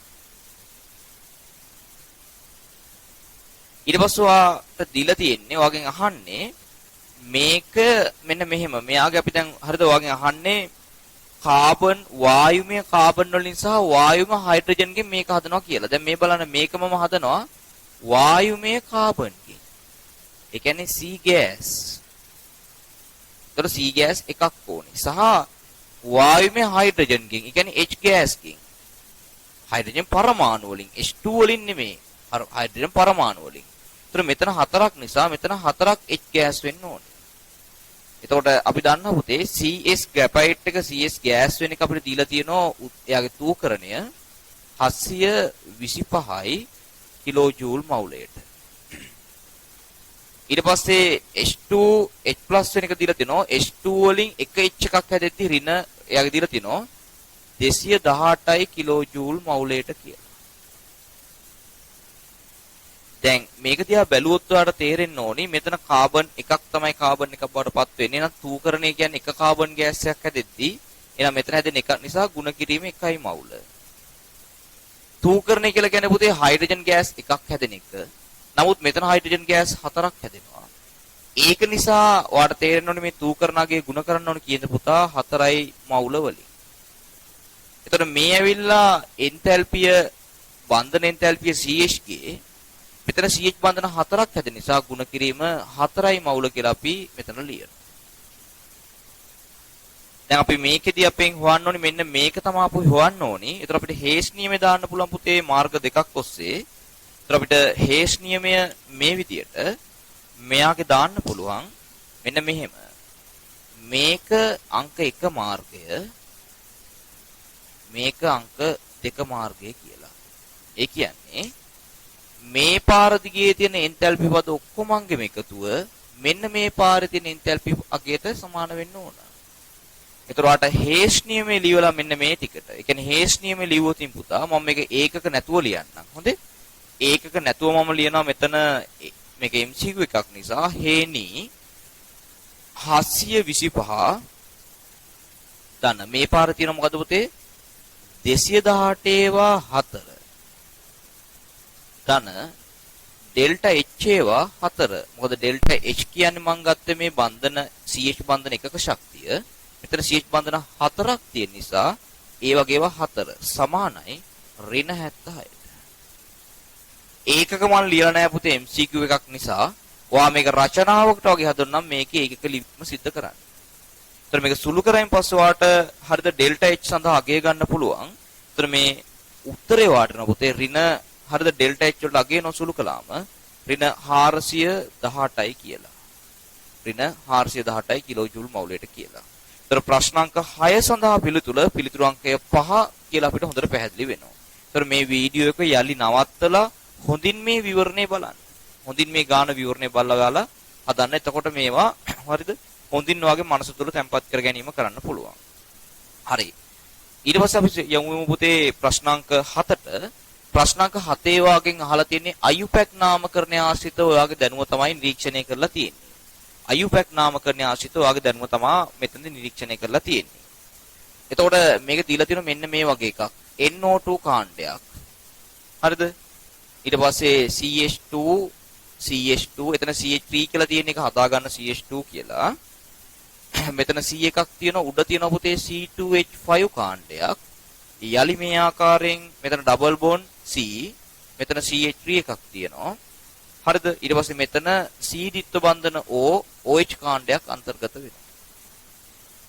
අපි දන්නවා කාබොක්සිලික් අම්ලයක් නාමකරණය නම් පුතේ අපි කරන්න ඕනේ කාබොක්සිලික් අම්ලයක් නාමකරණයේදී ඒ කාබොක්සිලික් අම්ලය අඩංගු කාබන් පරමාණුට 1 දීලා අංකණය කරනවා. ඒතර මේක 1 මේක 2 ආදේශ කාණ්ඩ ඔක්කොම ප්‍රධාන කාබන් දාමයට ගන්නවා. ඒතර මේක 3 මේක 4 මේක 5. ඒතර දැන් ඔයාලට තේරෙන්න ඕනේ මේක හරිද 1යි 2යි 3යි 4යි 5යි. හරි 5ක් 1යි 2යි 3යි 4යි 5යි 6යි. මෙතන කාබන් එකක් අඩු වෙලා තියෙනවා. C1 තියෙනවා. මෙන්න මෙතන CH3 කාණ්ඩයක් තියෙනවා තව. මේකේ මෙන්න මෙතන CH3 කාණ්ඩයක් තියෙනවා. CH2 කාණ්ඩයක්. CH2 C double bond OOH ඔන්නමයි තියෙන්නේ. ඒතර මේ ටික අංකණය කරද්දී අපිට අංකණය කරන්න පුළුවන් මේ විදිහට මේ අංක 1, අංක 2, අංක 3, අංක 4, අංක 5 සහ අංක 6. ඒතර එහෙම අංකණය කළාම ඔයාලට තේරෙනවා පුතේ මෙන්න මේක ප්‍රධාන කාබන් දාමයට ආදේශිත කාණ්ඩයක් විදිහට තියෙන්නේ මෙතිල් කාණ්ඩයක්. එහෙනම් මේකේ නම මෙතිල්. මේ මෙතිල් එක තියෙන්නේ තුන්වෙනි කාබන් පරමාණුව නිසා 3 මෙතිල්. ඊට පස්සේ මෙතන තියෙනවා එතිල් කාණ්ඩයක්. ඒ එතිල් කාණ්ඩය තියෙන්නේ පුතා ඔයාලට තේරෙනවා එතිල් කාණ්ඩයේ තියෙන 4 වෙනි කාබන් පරමාණුව නිසා ඒක 4 එතිල්. ඒක 4 එතිල්. ඊට පස්සේ 6 වෙනි කාබන්ට NO2 එකක් බැඳලා තියෙනවා. අපි NO2 කියන්නේ පුතේ නයිට්‍රෝ කියලා. ඒතර 6 වෙනි කාබන් පරමාණුව මත තියෙන නයිට්‍රජන් එක නිසා ඒක අපි කියනවා 6 නයිට්‍රෝ කියලා. ඒතර මේකේ කාබන් පරමාණු කීයක් තියෙනවද? 1යි 2යි 3යි 4යි 5යි 6යි. හරිද? ඊන් එකක්. එහෙනම් මේක ඉවර වෙන්න ඕනේ පුතේ හෙක්සීනොයික් කියලා. හෙක්සීනොයික් මොකද එක්සේනොයික් නෙමෙයි කාබන් දාමේ ඩබල් බොන්ඩ් එකක් තියෙන නිසා හෙක්ස් නේද? හෙක්ස් ඊන් ඔයික් ඇසිඩ් කියලා තමයි මේක ඉවර වෙන්න ඕනේ. ඒතර ඒකේ ඊන් එක තියෙන 3 නිසා 3 හෙක්සිනොයික් ඇසිඩ් කියලා තමයි මේක ඉවර වෙන්න ඕනේ. ඒතර අපි වර්ණයන් ටික දිහාට යමු නොතින් ඔයාලට තේරෙනවා පුතේ පිළිතුරු අංක 5 එකෙන් අයින් කළා දාන්න පුළුවන් හේතුව පිළිතුරු අංක 5 තියෙන්නේ බියුටනොයික් ඇසිඩ් කියලා. මේක බියුටනොයික් එකක් නෙමේ හෙක්සනොයික් එකක්. එහෙනම් පිළිතුරු අංක 5 අයින් කළා දාන්න. ඒතර අපිට තියෙන්නේ 3 හෙක්සනොයික් කියලා 1 2 3 4 කියන වර්ණ 4. ආදේශ කාණ්ඩ නාමකරණය කරද්දී ඉංග්‍රීසි හෝඩියේ අකාරාදී පිළිවෙල නම් කරන්න ඕනේ. ඒතර මෙතිල්ගේ තියෙන්නේ M අකුර, එතිල්ගේ තියෙන්නේ E අකුර, නයිට්‍රෝගේ තියෙන්නේ N අකුර. එතකොට MNOP ගත්තොත් අපි LMN. එතකොට මුලින් එන්න ඕනි M, ඊට පස්සේ එන්න ඕනි N. ඔක්කොටම වඩා මුලින් ඉංග්‍රීසි හෝඩියේ තියෙනවා E අකුර. එහෙනම් මුලින් මේක නම් වෙන්න ඕනේ කොහොමද පුතා? 4 එතිල්. ඊට පස්සේ ආපහු 3 මෙතිල් 6 නයිට්‍රෝ. එහෙනම් මුලින් එතිල් කාණ්ඩය, දෙවනුව මෙතිල් කාණ්ඩය, තෙවනුව නයිට්‍රෝ කාණ්ඩය නාමකරණය වෙලා තියෙනුනේ අකාරාදී පිළිවෙල අනුව ගත්තම. එතකොට ඔයාලට පේනවා එහෙම ගත්තම මුලින් එතිල් මෙතිල් නයිට්‍රෝ කියන පිළිවෙලට නාමකරණය වෙලා තියෙන්නේ පිළිතුරු අංක 3 පමණයි. එහෙනම් ප්‍රශ්න අංක 7 සඳහා පිළිතුරු අංකය 3 කියලා දාලා වෙනවා. පිළිතුරු අංකය 3. එහෙනම් ප්‍රශ්න අංක 4 පිළිතුරු අංකය 3. පිළිතුරු අංකය 3. හරි? හරි. අපි දැන් යමු අපේ ප්‍රශ්න අංක 8ට. ප්‍රශ්න අංක 8 අහන්නේ පුතා අපෙන් චාලක අණුකවාදය අණුව ද්විපරමාණුක අණු වලින් සමන්විත පරිපූර්ණ වායුන් සම්බන්ධයෙන් වඩාත් නිවැරදි ප්‍රකාශය කුමක්ද කියලා. චාලක අණුකවාදයේ ආශ්‍රිත ප්‍රශ්නයක් අහලා තියෙනවා.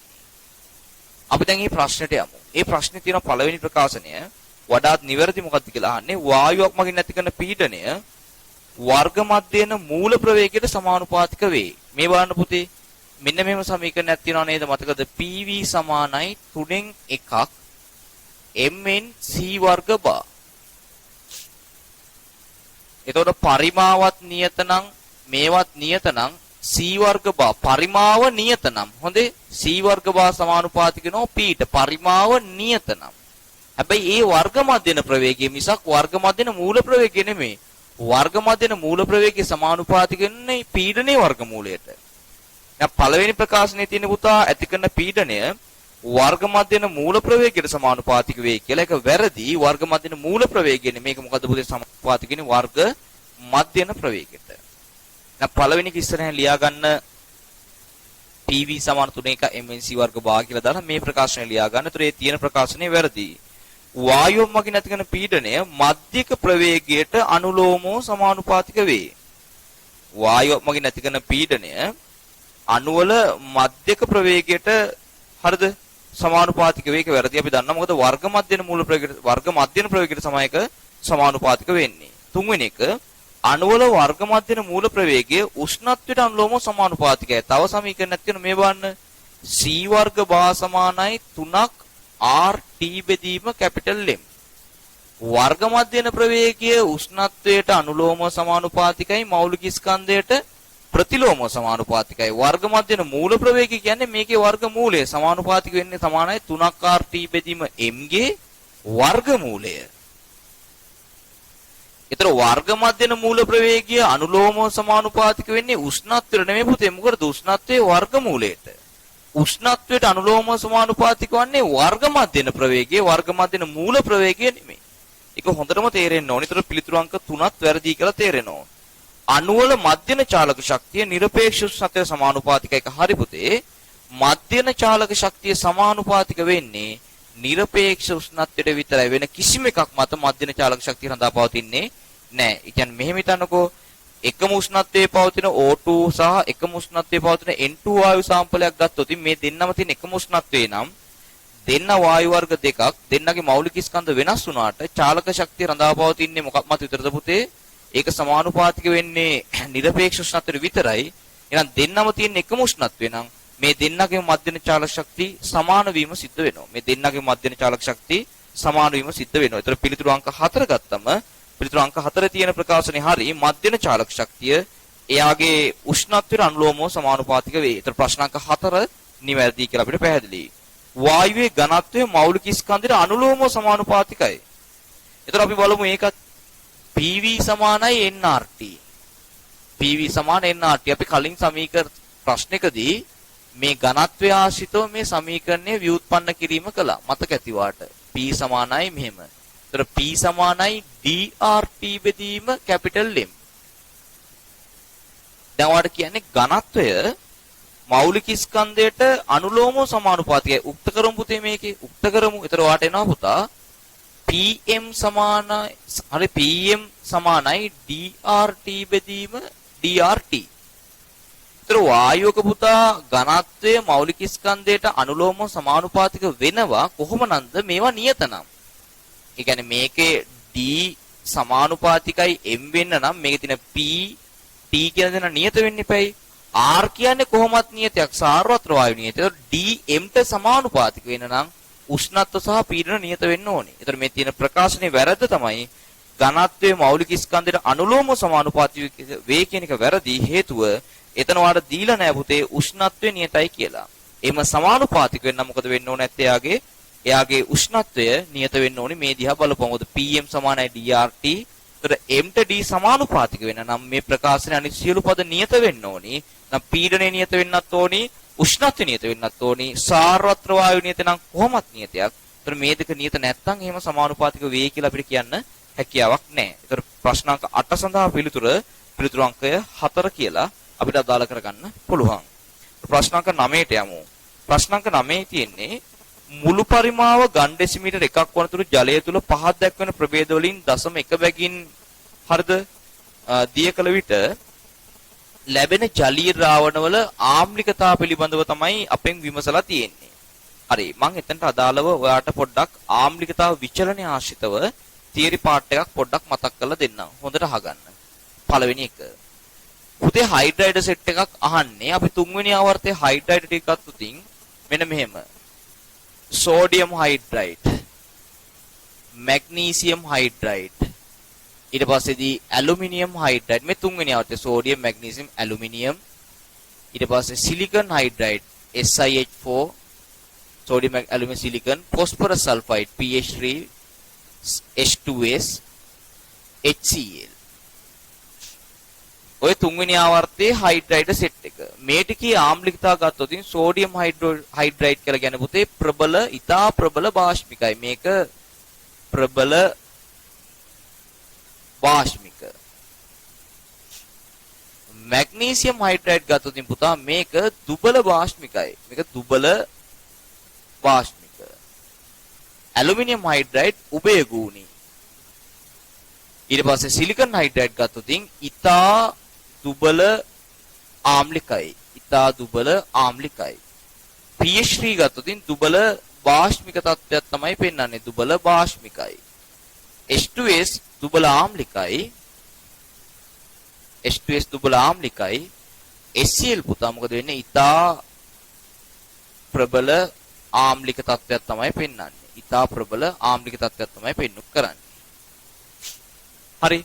එතකොට පුතේ මේ වාගේ සිලබස් එකේ තියෙන කාරණා තුන්වන ආවර්තයේ හයිඩ්‍රයිඩ් වල ආම්ලිකතාව විචලනය. මේක ලස්සන ලියා ගන්න.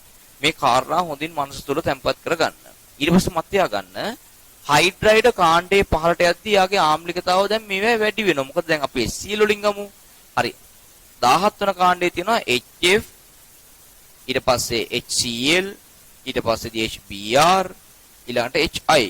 දැන් බලන්න කාණ්ඩේ පහළට යද්දී මේ කට්ටියගේ හයිඩ්‍රයිඩ් එකේ මොකද වුනේ? මේ 17 වෙනි කාණ්ඩේ බන්ධන දිග වැඩි වුණා. බන්ධන දිග වැඩි වෙද්දී පුතේ බන්ධනේ ශක්තිය අඩු වෙනවා. බන්ධනේ කඩන්න ලේසි වෙනවා. ඒ බන්ධනේ කඩන්න ලේසි වෙද්දී H+ පිට කිරීමේ හැකියාව වැඩි වෙනවා.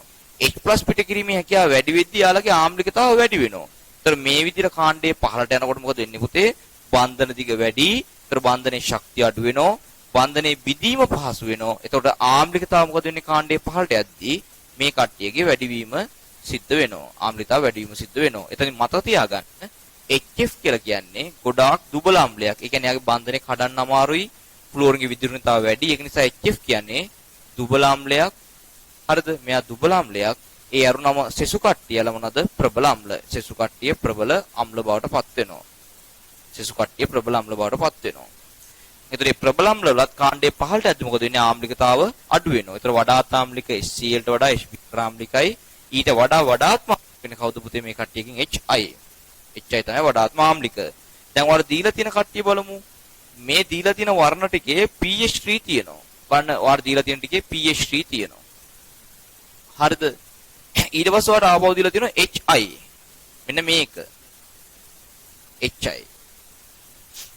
ඊට පස්සේ ආපහු දීලා තියෙනවා HI ඊට පස්සේදී හරිද? H2SE. H2S දීලා තියෙනවා.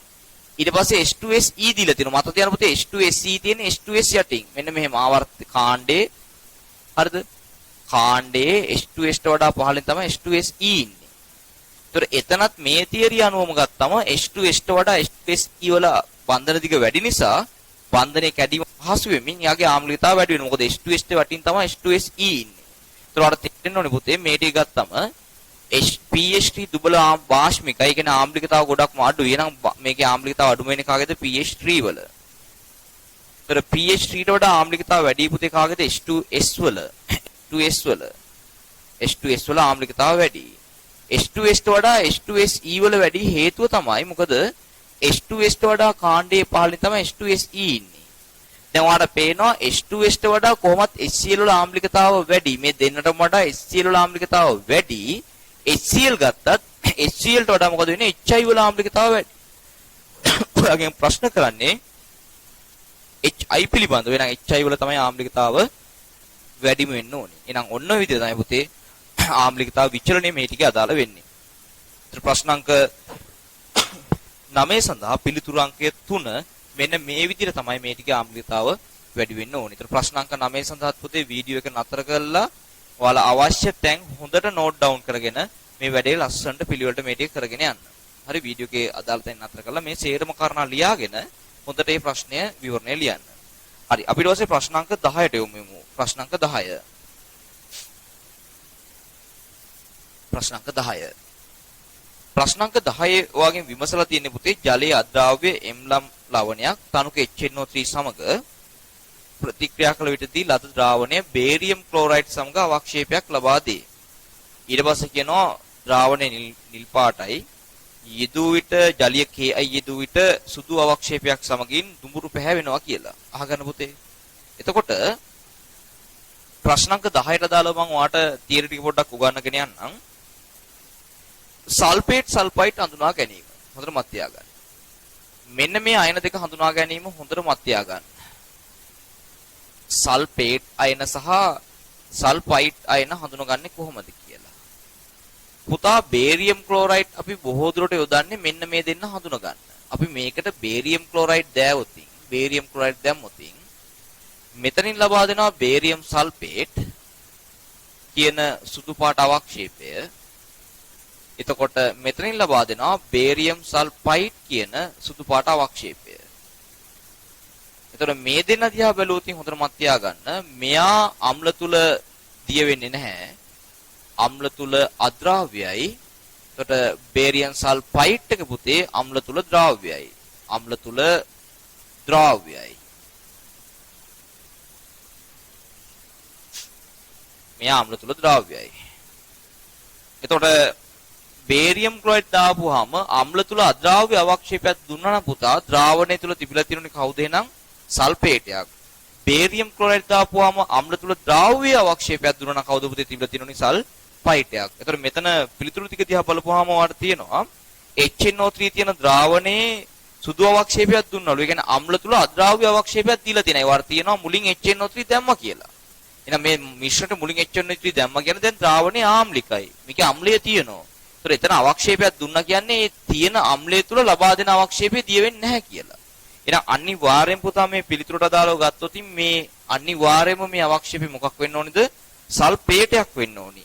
ඒක අනිවාර්යයෙන්ම සල්ෆේටයක් වෙන්න ඕනි. ඒතර ප්‍රශ්නාංක දිහා බලපුවම පිළිතුරු දිහා බලපුවම ආර තේරෙනවා 2 3 4 කියන පිළිතුරු ඔක්කොම අයින් කරලා දාන්න පුළුවන්. ඒතර සල්ෆේට තියෙන්නේ එකේ තියෙනවා කොපර් සල්ෆේට්, එකේ තියෙනවා කොපර් සල්ෆේට්, ඊට පස්සේ පිළිතුරු අංක දෙකේ තියෙනවා පුතේ නිකල් සල්ෆේට්.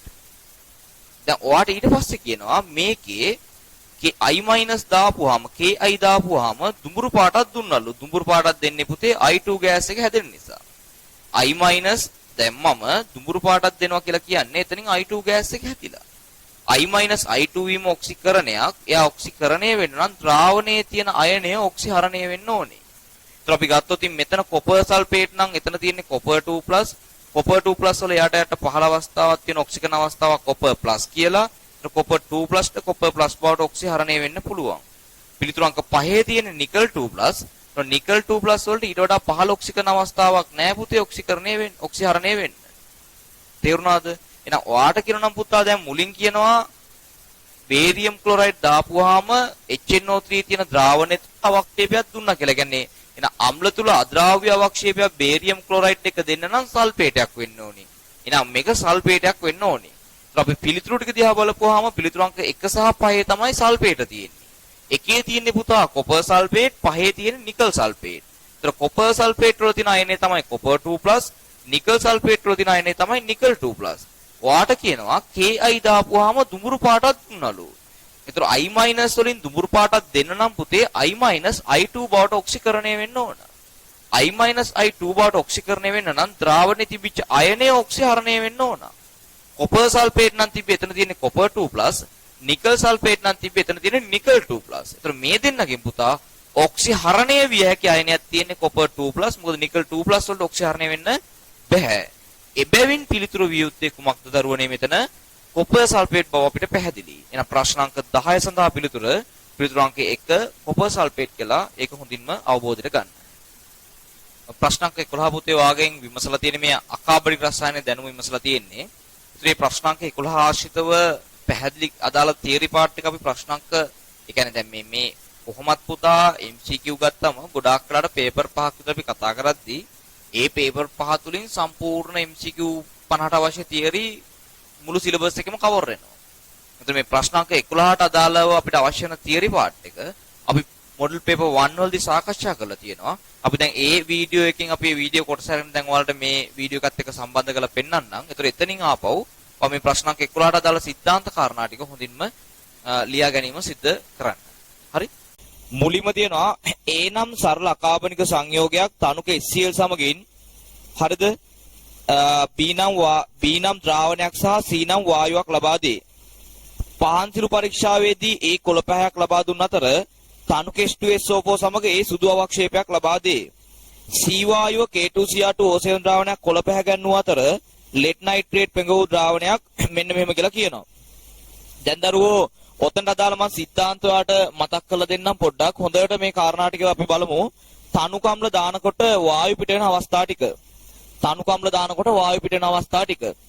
ඔයා හිතන්න බොහෝ අනිවාර්යයෙන්ම පුතා මේ තනුකම්ලයක් දාද්දි වායුව පිටවීම සිද්ධවන්නේ සංයෝගයේ අන්තර්ගත ඇනායනයෙන්.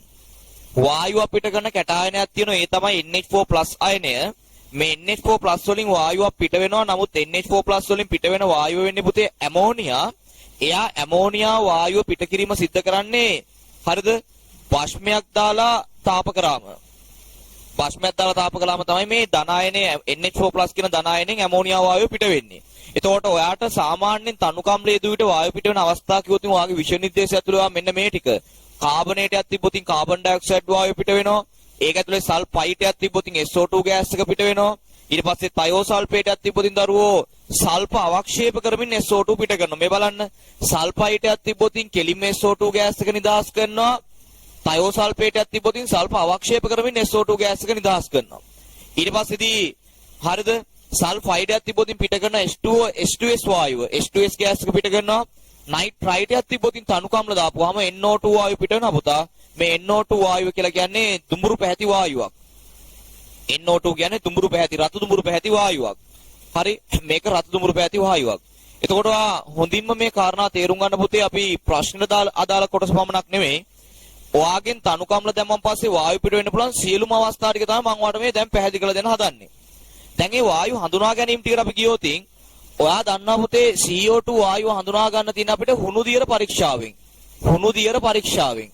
එතකොට ඔයා මේ වෙදි දැනගෙන තිබිය යුතුයි අපි CO2 වායුව හුණු දියර ද්‍රාවණය ඇතුළට ඇවුවොත් මොකද වෙන්නේ? මුලින් සුදු පාට අවක්ෂේපයක් දීලා එයා වැඩිපුර යනකොට ද්‍රාවණය අවර්ණ වෙනවා. එතකොට ආටකෝතින් පුතේ තනුකම්ලයක් දෑවා. ඒ තනුකම්ලේ දාද්දි වායුවක් පිට වුණා. පිට වෙච්ච වායුව හුණු දියර ද්‍රාවණය ඇතුළින් ඇවුව විට මුලින් කිරිපැහැති අවක්ෂේපයක් දීලා වැඩිපුර යද්දී ඒක අවර්ණ වුණා කොතින් පුතේ පිට වෙලා තියෙන වායුව මොකද්ද? හුණු දියර පරීක්ෂාවට උත්තර දුන්නා නම් පිට වෙලා තියෙන වායුව CO2. එහෙනම් CO2 පිට වෙන්න පුතා ද්‍රාවණය තුල අන්තර්ගත වී යුතු ඇනායනය වෙන්නේ කාබනේට් අයනය CO3 2-. ඒ විදිහටම තමයි පුතේ සල්ෆයිට් එකක් දැම්මොත් SO2 පිට වෙනවා. තයෝසල්ෆේටයක් තිබ්බොත් SO2 පිට කරමින් සල්ෆ අවක්ෂේප කරනවා.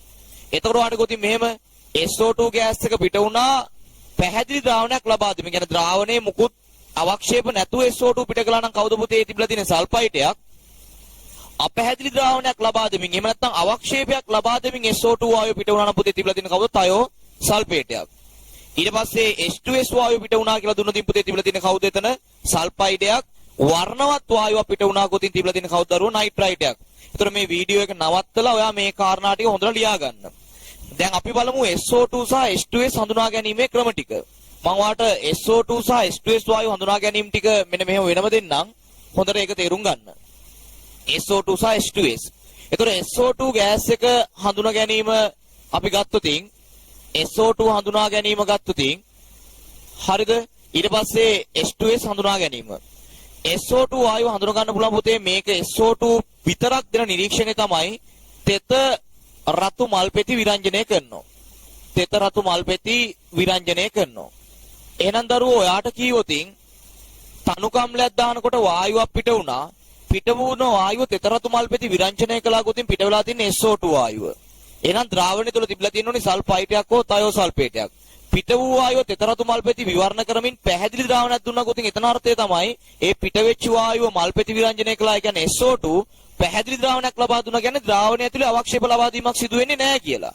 එහෙනම් SO2 වායුව පිට වෙනවා අවක්ෂේපයක් ලබා නොදෙමින් SO2 පිටන කවුද පුතේ? සල්ෆයිටයක්. ඔයාට කොතින් පිට වෙච්ච වායුව තෙත රතු මල්පෙති විරංජනය කළා. ඒ විරංජනය කරද්දී ද්‍රාවණය අපැහැදිලි වුණා. එහෙම නැත්නම් ද්‍රාවණය තුල අවක්ෂේපයක් දුන්නා ගොතින් පුතේ පිටලා තියෙන්නේ කවුද? SO2 ගෑස් එකමයි. නමුත් ඒ අවස්ථාවේ අවක්ෂේපයක් ලබා දෙමින් පිට කළා කියලා කියන්නේ ද්‍රාවණය තුල තිබිලා තියෙන කවුද දරුවනේ? තයෝසල්ෆේටයක් වෙන්න ඕනේ. ඒ වගේම H2S හඳුනා ගැනීමේ ක්‍රමයක් තියෙන පුතේ අපිට. H2S හඳුනා ගන්න පුළුවන් Pb2+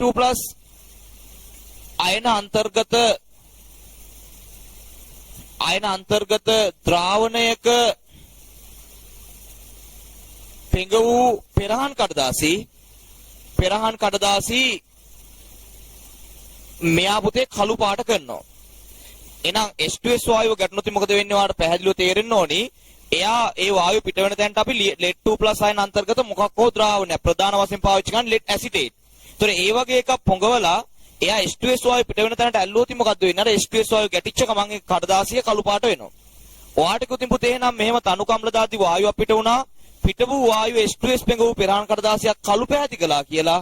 හරිද? පිට වූ වායුව ලෙඩ් අයන අන්තර්ගත ද්‍රාවණයක් කළු පැහැති කළා කිව්වොත් එහෙනම් පිට වෙලා තියෙන කවුද පුතේ? H2S වායුව.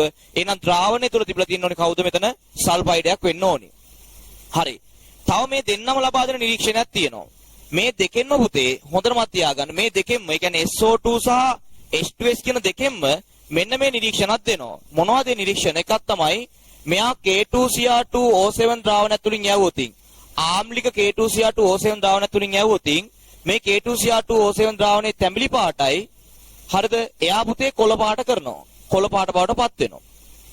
එහෙනම් වාට කොටින් K2Cr2O7 ද්‍රාවණයක් කොළ පැහැති කරන වායුවක් පිට වුණා කියලා පිට වෙලා තියෙන H2S වෙන්නත් පුළුවන්, SO2 වෙන්නත් පුළුවන්. ඒ වගේම පුතේ මෙයාලා ආම්ලික MnO4 KMnO4 පෙඟ වූ ද්‍රාවණයක් KMnO4 ද්‍රාවණයේ දම් පාටයි ඔය SO2 සහ H2S කියන වායු දෙකෙන්ම මේක පුතා Mn2+ කරමින් අවර්ණ කරනවා. Mn2+ කරමින් අවර්ණ කරනවා. එහෙනම් වාට දැන් කිව්වොත් මේ බලන්න SO2 සහ H2S කියන දෙන්නගෙන් මොකක්ද වෙන්නේ පුතා? පොටෑසියම් ඩයික්‍රෝමේට් ද්‍රාවණයක් තිබ්බොත් එයා තැඹිලි පාට කොළ පාට කරනවා. ඒ වගේම KMnO4 ද්‍රාවණයක් තිබ්බොත් ඒකේ දම් පාට අවර්ණ කිරීම කරනවා. නමුත් මෙතන හොඳින්ම මත තියාගන්න මේ දෙකම SO2 සහ H2S කියන දෙකෙන්ම සිද්ධ වෙනවා. නමුත් පුතා මේක H2S වලින් කරද්දී H2S වලින් වන විට සල්ප අවක්ෂේප වන නිසා අපැහැදිලි වේ. ඒ කියන්නේ ද්‍රාවණයේ අපැහැදිලි තත්වයක් ඇති වෙනවා. ද්‍රාවණයේ අපැහැදිලි තත්වයක් ඇති වෙනවා. දැන් ඔයා මෙහෙම තේරුම් ගන්න. ඔයාට කිව්වොතින් දැන් පුතේ වායුවක් පිට වුණා, පිට වෙච්ච වායුව KMnO4 ද්‍රාවණයක් අවර්ණ කළා කියලා. එහෙනම් SO2 වෙන්නත් පුළුවන්, H2S වෙන්නත් පුළුවන්. නමුත් මේ පිට වෙච්ච වායුව KMnO4 ද්‍රාවණය අවර්ණ කරමින් අවක්ෂේපයක් ලබා දුන්නා. එහෙම නැත්නම් අපැහැදිලි ද්‍රාවණයක් දුන්නා. කොටින් පුතේ පිටලා තියෙන වායුව කවුද? H2S වායුව බවට තේරුම් ගන්න ඕනි. අපි දැන් ප්‍රශ්නෙට යමු. ප්‍රශ්නේ කියන්නේ මෙහෙමයි. ප්‍රශ්නේ වාට කියන්නේ මෙහෙමයි. A නම් සරල අකාබනික සංයෝගයක් HCl සහ B ද්‍රාවණයක් සමග C නම් වායුවක් ලබා දුන්නේ පහන්සිරු පරීක්ෂාවේදී ඒ කොළ පැහැයක් ලබා දුන්න අතර. දැන් මම ප්‍රශ්නෙට එන්නම්. මම මෙතන ප්‍රශ්නේ හදන්නම්. ඔයාට කියනවා සංයෝගයක් තියෙනවා. ඒ සංයෝගය තුලින් A නම් A කියන ද්‍රාවණය B හරිද? A කියන සංයෝගයට ඒ කියන්නේ මේකෙත් ඇනායනයක් සහ කැටායනයක් තියෙනවා. මේකට තනුකම්ලයක් දැම්මන් පස්සේ පුතා හරිද? C කියන වායුව පිට වුණාලු. ඊට අමතරව B කියන ද්‍රාවණය දුන්නලු. ඊට පස්සේ මේ C කියන ද්‍රාවණය දරුවෝ K2Cr2O7 ද්‍රාවණයක් කොළ පැහැති කළාලු. දැන් මේ බලන්න K2Cr2O7 ද්‍රාවණයක් කොළ පැහැති කරන වායු දෙකක් තියෙනවා. කවුද පුතේ? SO2 සහ H2S කියන දෙකෙන්ම ද්‍රාවණය කොළ පැහැති කිරීම කරනවා. එහෙනම් මේ C කියන්නේ පුතා මොකද්ද? SO2 ගෑස් එක වෙන්නත් පුළුවන්, H2S ගෑස් එක වෙන්නත් පුළුවන්. එතකොට එහෙනම් මේක තුල අන්තර්ගත ඇනායනේ කවුද පුතා? SO2 නම් පිට උනේ තයෝසල්ෆේටයක් හෝ හරිද? තයෝසල්ෆේටයක් හෝ සල්ෆයිඩයක් තියෙන්න ඕනි. C කියන්නේ H2S නම් පුතේ මොකද්ද මේක? සල්ෆයිඩයක් වෙන්න ඕනි. තේරුණාද? අපි තවදුරටත් කියොතින් වාට කියනවා ඒ වායුව ලෙඩ් නයිට්‍රේට් පෙඟ වූ ද්‍රාවණයක් කළු පැහැට කළාලු. එතකොට SO2 සහ H2S කියන දෙන්නගෙන් lead2+ අයන අන්තර්ගත පෙරහන් කඩදාසි කළු පැහැට ලක් කරන කවුද පුතා? H2S වලින්. එහෙනම් මෙතන පිට වූ වායුව කවුද? වාට හොඳටම තේරෙනවා. KMnO4 ද්‍රාවණය අවර්ණ කළා කියන්නේ SO2 H2S කියන දෙකෙන් ඕන එකක් වෙන්න පුළුවන්. ඒ දෙකෙන් දරුවනේ ලෙඩ් අයන අන්තර්ගත ද්‍රාවණයක් හරිද කළු පැහැති කරන්නේ එයා කවුද අපිට අදාළ වෙනවා? H2S වායුව කියලා. එහෙනම් මේ පිට වෙලා තියෙන C කියන වායුව වෙන්නේ කවුද පුතා? H2S වායුව අපිට තහවුරු වෙන SO2 නෙමෙයි. H2S පිට වුණා කියන්නේ ද්‍රාවණය තුල අන්තර්ගත ඇනායනය වෙන්නේ කවුද පුතා? H2- එකක් වෙන්න ඕනි. දැන් අපි අපේ පිළිතුරට ගියොත් පිළිතුර ටිකේ පළවෙනි එකේ තියෙන කොපර් සල්ෆේට්, පළවෙනි එකේ තියෙන සල්ෆේටයක් ඒක වෙන්න බෑ. දෙවෙනි එකේ තියෙන සල්ෆයිඩයක් ඒක වෙන්න පුළුවන්. තුන්වෙනි එකේ තියෙන සල්ෆයිඩයක් වෙන 3 වෙන්න බෑ. 4 සල්ෆයිඩයක් 5 සල්ෆයිඩයක්. එහෙනම් අපි ඇනායනය තුලින් ගත්තොත් පිළිතුර 2 වෙන්න පුළුවන්, 4 වෙන්න පුළුවන්, 5 බවට පත් වෙන්න පුළුවන්. තේරුණාද? එහෙනම් 1 කපලා දාන්න සහ 3 කපලා දාන්න.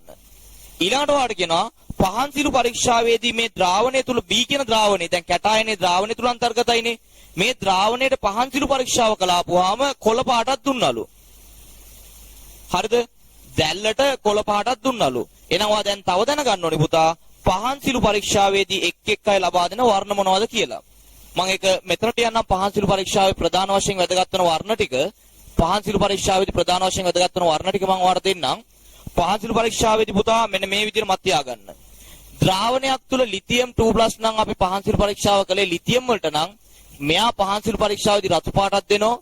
අපි කලේ සෝඩියම්ට නම් එයා මොකද වෙන්නේ පුතා පහන්සිල් පරීක්ෂාවේදී කහ පාටක් දෙනවා. අපි කලේ පොටෑසියම්ට නම් එයා පහන්සිල් පරීක්ෂාවේදී දම් පාටක් දෙනවා. ඊට පස්සේ අපි දෙවෙනි කාණ්ඩේ බෙරිලියම් හෝ මැග්නීසියම්ට කළොතින් මේ දෙන පහන්සිල් පරීක්ෂාවේදී වර්ණ ලබා දෙන්නේ නැහැ. වර්ණ නොදේ අවර්ණයි. ඊට පස්සේදී කැල්සියම් ගත්තොතින් පුතේ කැල්සියම් වලින් ගඩොල් රතු පාටක් දෙනවා. ගඩොල් රතු පාටක් දෙනවා. ඊට පස්සේ ස්ට්‍රොන්ටියම් ගත්තොතින් ස්ට්‍රොන්ටියම් වලින් ක්‍රිම්සන් රතු පාටක් තමයි දෙන්නේ. ක්‍රිම්සන් රතු. ඊට පස්සේ බේරියම් ගත්තොතින් එයා පහන්සිල් පරීක්ෂාවේදී ඇපල් කොළ පාටක් දෙනවා. ඇපල් කොළ පැහැයක්. ඊට පස්සේ කොපර් ගත්තොතින් එයාත් පහන්සිල් පරීක්ෂාවේදී කොළ පාටක් ලබා දීම සිද්ධ වෙනවා. කොළ පාටක් ලබා දීම සිද්ධ වෙනවා. දැන් ඔයාට එතකොට කියන්නේ මේ ද්‍රාවණේ පහන්සිල් පරීක්ෂාවේදී කොළ පාටක් දුන්නා කියලා. කොළ පාටක් දුන්නා නම් පුතා එක කොපර් හෝ කවුද බේරියම් අන්තර්ගත වෙන්න ඕනි. දැන් අපි පිළිතුරු ටිකට ගියොතින් බලන්න. ඔයාට තියෙනවා පිළිතුරු ටිකේ හරිද? දෙවෙනි එකේ තියෙන කොපර්, තුන්වෙනි එකේ තියෙන බේරියම්. එහෙනම් ඒක වෙන්න හතරවෙනි එක තුන අයින් කරන්න අපි කලින්. එහෙනම් දෙක වෙන්නත් පුළුවන්, හතර වෙන්නත් පුළුවන්. හැබැයි පහ වෙන්න බෑ. පහේ තියෙන ස්ට්‍රොන්ටියම් ක්‍රිම්සන් රතු පාටයි. එහෙනම් ඔයාට 11 වෙනි එකේ දැන් පිළිතුරු එකින් එක අයින් කරාපුවාම පුතේ මුලින්ම ඇනායනය හඳුනා ගැනීම තුලින් අපි අයින් කළා 1 සහ 3 කියන පිළිතුරු.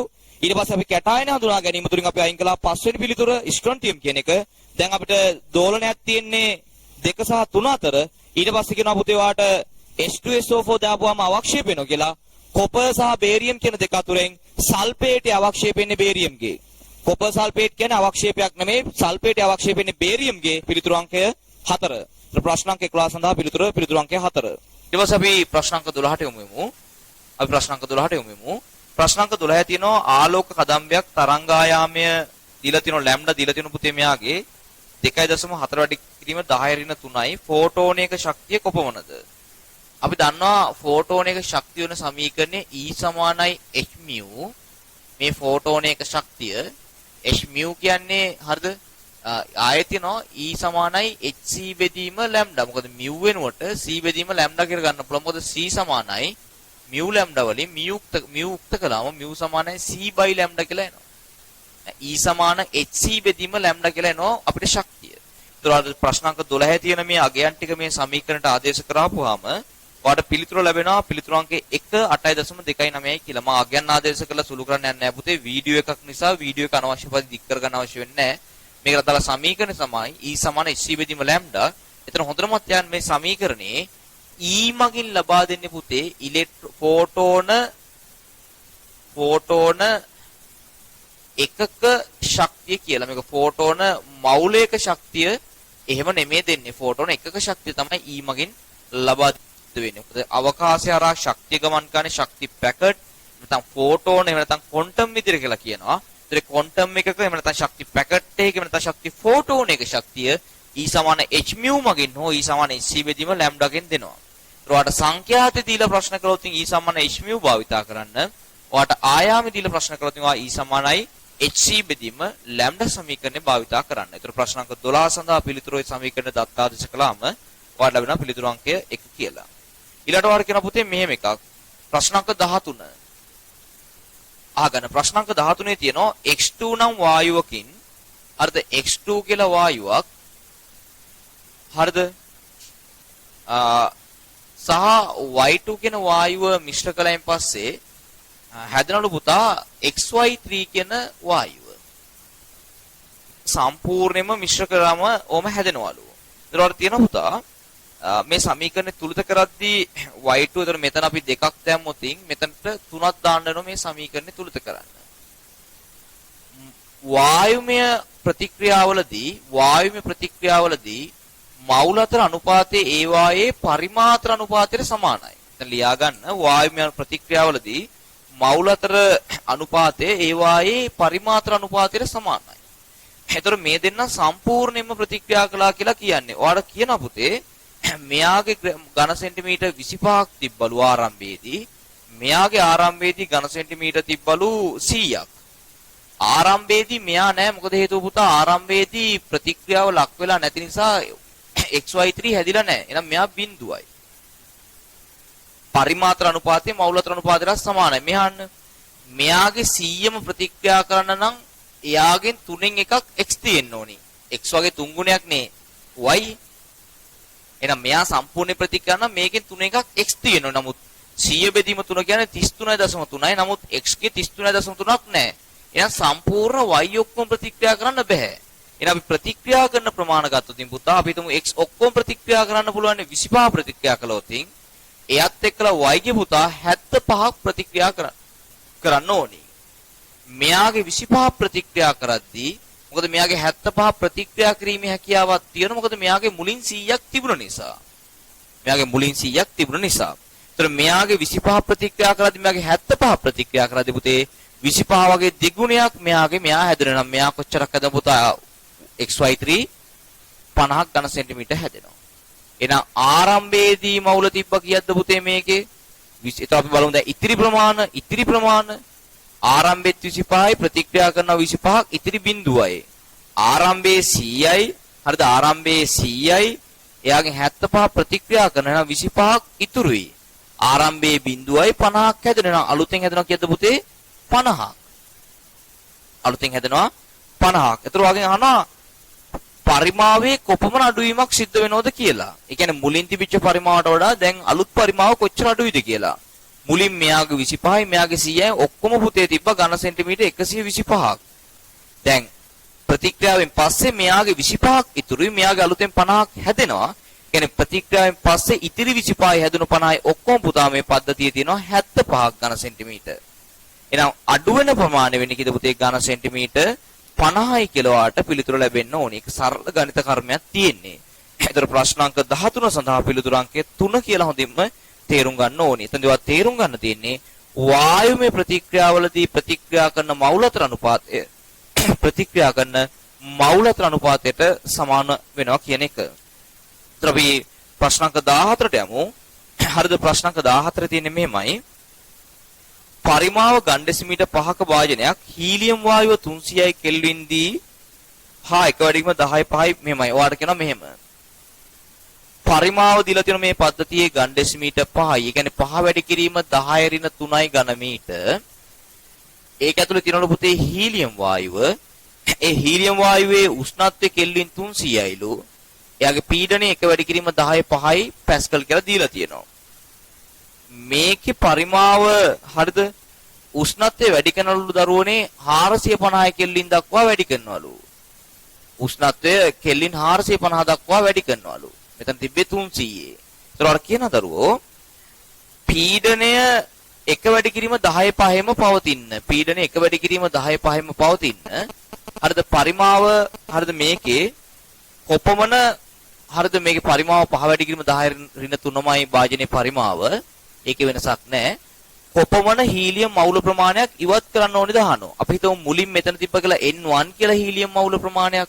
අපි හිතමු ඉවත් කළෙන් පස්සේදී මේක ඇතුලේ තියෙන හීලියම් මවුල ප්‍රමාණය N2 කියලා. හරි. අපි දැන් මේ පද්ධති දෙකේ අපිට මේ අවස්ථාවේ උෂ්ණත්වය, පීඩනය, පරිමාව කියන තුනම දීලා තියෙනවා. මේ අවස්ථාවෙත් උෂ්ණත්වය, පීඩනය, පරිමාව කියන තුනම දීලා තියෙනවා. එහෙනම් අපිට පැහැදිලි මේ ගාන හදද්දී පුතේ අවස්ථා දෙකට අපි දාන්න ඕන PV සමාන nRT කියන සම්බන්ධය. PV සමානයි nRT කියන සම්බන්ධය. මම මේ අවස්ථාවට දැම්මොත් පීඩනය අපිට නෝ 1 වැඩි කිරීම 10.5යි. එයාගේ පරිමාව දීලා තියෙනවා 5 වැඩි කිරීම 10 ඍණ 3යි. එයාගේ n කියන මන් ලියන n1 වාරයක් RT කියන්නේ පුතේ කෙල්වින් 300. මේක 1. මම මේ අවස්ථාවට PV සමාන nRT දාන්නම්. ඒතර මේ අවස්ථාවට PV සමාන nRT දැම්මොත් එතන පුතා පීඩනය 1 වැඩි කිරීම 10.5මයි. එයාගේ V AV මයි 5 වැඩි කිරීම මොකද භාජනයේ පරිමාව වෙනස් වෙන්නේ නැහැ 5 වැඩි කිරීම 10 ඍණ 3යි n කියලා ගන්න n2 RT 450යි මොකද n2 කියලා දැම්මේ මේකේ උෂ්ණත්වය මිත්‍ය වෙනස් වෙද්දී පීඩනය මුල්ලගේම පවතින නම් පුතේ මොකද වෙන්න ඕනේ මෙයාගේ යම්කිසි මවුල ප්‍රමාණයක් ඉවත් වීම සිද්ධ වෙන්න ඕනේ යම්කිසි මවුල ප්‍රමාණයක් ඉවත් වීම සිද්ධ වෙන්න ඕනේ මම මේ සමීකරණය 2 කියලා ගන්න දැන් මම 1 සහ 2 කියන සම්බන්ධතා දෙක බෙදුවොත් ඔයාලට පේනවා මේක 1 වැඩිම 10 5ට මෙතන 1 වැඩිම 10 5 ඔක්කොම කැපිලා යනවා. ඒතර ඔයාලට මෙතන එනවා. හරි මම ලියන්නම් 1 වැඩි කිරීම 10 5 වාරයක් 5 වැඩි කිරීම 10 ඍණ 3 සමානයි n1 r 300 මේක බෙදන බෙදීම නිසා දෙකේ තිබෙත් 1 වැඩි කිරීම 10 5යි. හරිද පරිමාව 5 වැඩි කිරීම 10 ඍණ 3යි. මවුල ගානට තිබ්බේ මොකද්ද පුතා n2 කියලා. ඒතර n2 බෙදී වාරයක් r වාරයක් 450 කියලා තමයි තිබ්බේ. 450. මේ සම්බන්ධතා දෙක සුළු කරනකොට වාට තේරෙන්න ඕනේ පුතා r ට r කැපිලා යනවා. මෙතන තියෙන බිඳුවර මෙතන තියෙන බිඳුව කැපිලා යනවා. මේ සම්පූර්ණ පාර්ට් එකට සම්පූර්ණ පාර්ට් එක කැපිලා යනවා. ඒතර මේ උඩ තියෙන දෙක අපිට මේ දෙක බෙදන්න පුළුවන් 15න්. උඩ තියෙනවා 30ක් එන 15 ඒවා 2යි 45ක් තියෙන 15 ඒවා 3යි. ඒතර ඔයාලට පේනවා පුතේ 2යි n1 කියලා තියෙන උඩ සමානයි බෙදීම. හරිද? 3යි n2 සමානයි 1 කියලා තියෙනවා. ඒ කියන්නේ 2යි n1 සමානයි 3යි n2. එතකොට මම n2 උක්ත කළොතින් මට නවුතා n2 සමානයි හරිද 3න් 2යි n1 කියලා. ඒ කියන්නේ මොකද්ද පුතේ? මුලින් තිබිච්ච මවුල ප්‍රමාණය n1 නම් දෙවනුව තියෙන මවුල ප්‍රමාණය කියන්නේ මුලින් තිබිච්ච මවුල ප්‍රමාණයෙන් 3න් 2ක්. මුලින් තිබිච්ච මවුල ප්‍රමාණයෙන් 3න් 2ක් තමයි n2 කියන්නේ. n1 ගෙන් 3න් 2ක්.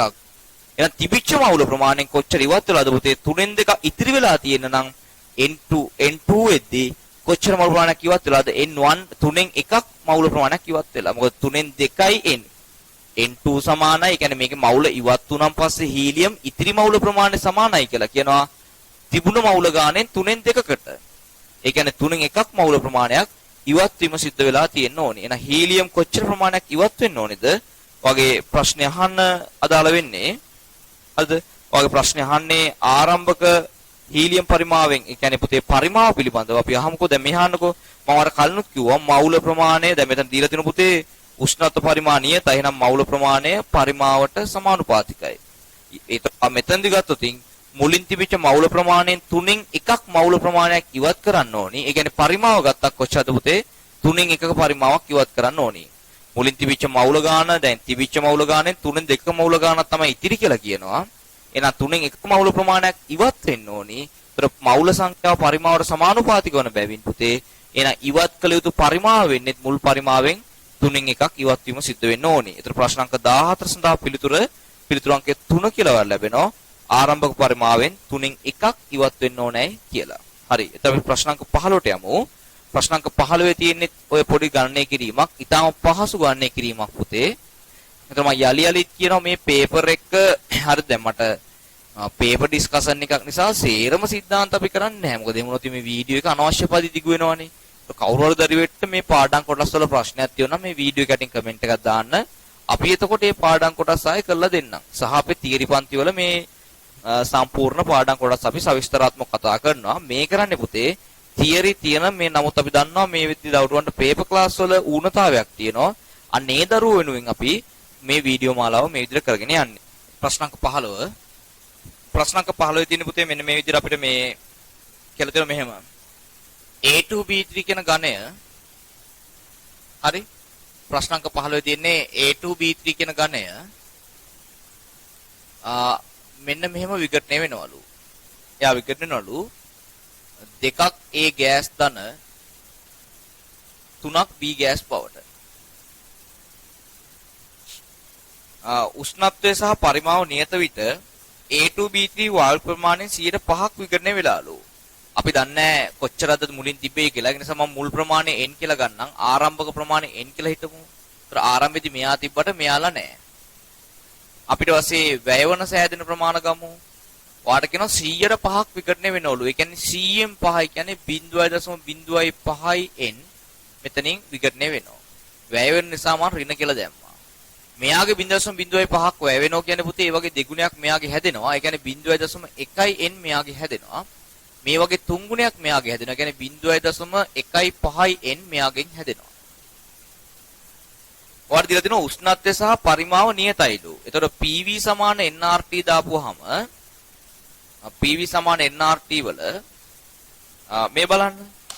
ඔයාලට කියනවා පරිමාව සහ උෂ්ණත්වය නියතයි. R කියන්නේ කොහොමත් නියතයක්. ඒ කියන්නේ පරිමාව සහ උෂ්ණත්වය නියතයි නම් P සමානුපාතික වෙනවා n ට. පීඩනය මවුල සංඛ්‍යාවට සමානුපාතික වෙනවා.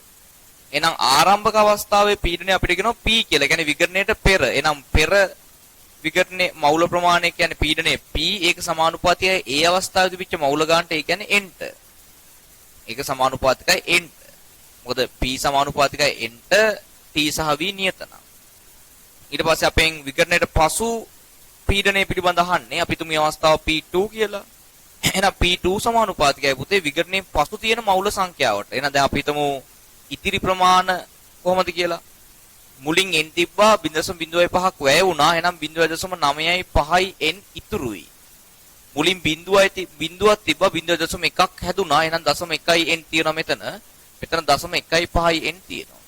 ඒ කියන්නේ දැන් මේ අවස්ථාවේ මුළු මවුල ගාන විඝටනයෙන් පසු අපිට නෝ පුතේ 1.2යි n කියලා. එහෙනම් ඒ අවස්ථාවේ පීඩනයේ P2 නම් ඒක සමානුපාතික වෙනවා 1.2යි n. මේක 1 නම් මේක 2 නම් අපි 1 2කින් බෙදුවොතින් අපිට නෝ පුතා P බෙදීම P2 සමානයි. හරිද? n බෙදීම 1.2යි n කියලා n n කැපෙනවා.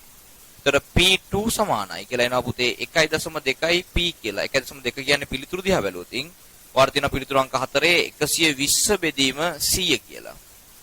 100යි P සමානයි P2. එනම් ප්‍රශ්නාංක හරි 15 සඳහා පිළිතුරු අංකය 4.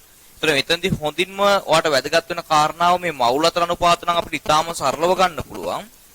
මෙතන කියනවා පුතා පීඩනය පිළිබඳ විමසීමක් කරන්නේ. එතකොට පරිමාවයි උෂ්ණත්වයයි නියතයි නම් පීඩනය මවුල සංඛ්‍යාවට සමානුපාතික වෙනවා කියන මේ සම්බන්ධය හදාගෙන ඒ තුලින් තමයි මේ ගාන හදන්න තියෙන්නේ. ඒතර පුතා ඔයාගෙන් ශීඝ්‍රතා ගණන් වලදී පාස් පේපර් ගණන් වලදී මෙන්න මේ විදිහේ සම්බන්ධය තුලින් ගිහිල්ලා අහලා තියෙනවා. මොකද පීඩන සහ පරිමාණ නියත කරලා මේ විදිහට ගණන් හදන්න ඇවිල්ලා තියෙනවා. එතකොට ප්‍රශ්න අංක 15 ඔය තියරි හොඳින්ම බලා ගන්න වීඩියෝ එක නතර කරලා ඒවා ඔයා ලියා ගන්න කරුණු කාරණා හොඳින්ම ප්‍රශ්න අංක 15 සඳහා පිළිතුරු අංකය 4 කියලා අපිට අදාළ වෙනවා. හරි අපි ප්‍රශ්න අංක 16ට යමු. ABCD ආකාරයේ ප්‍රශ්න තියෙන්නේ. ප්‍රශ්න අංක 16 තියෙන පුතා ඒ ප්‍රකාශනයේ තියෙනවා සෑම S කාක්ෂිකයක්ම උපරිම වශයෙන් ඉලෙක්ට්‍රෝන දෙකක් තිබිය හැකියි. ඒක අපි දන්නවා ඒක නිවැරදි.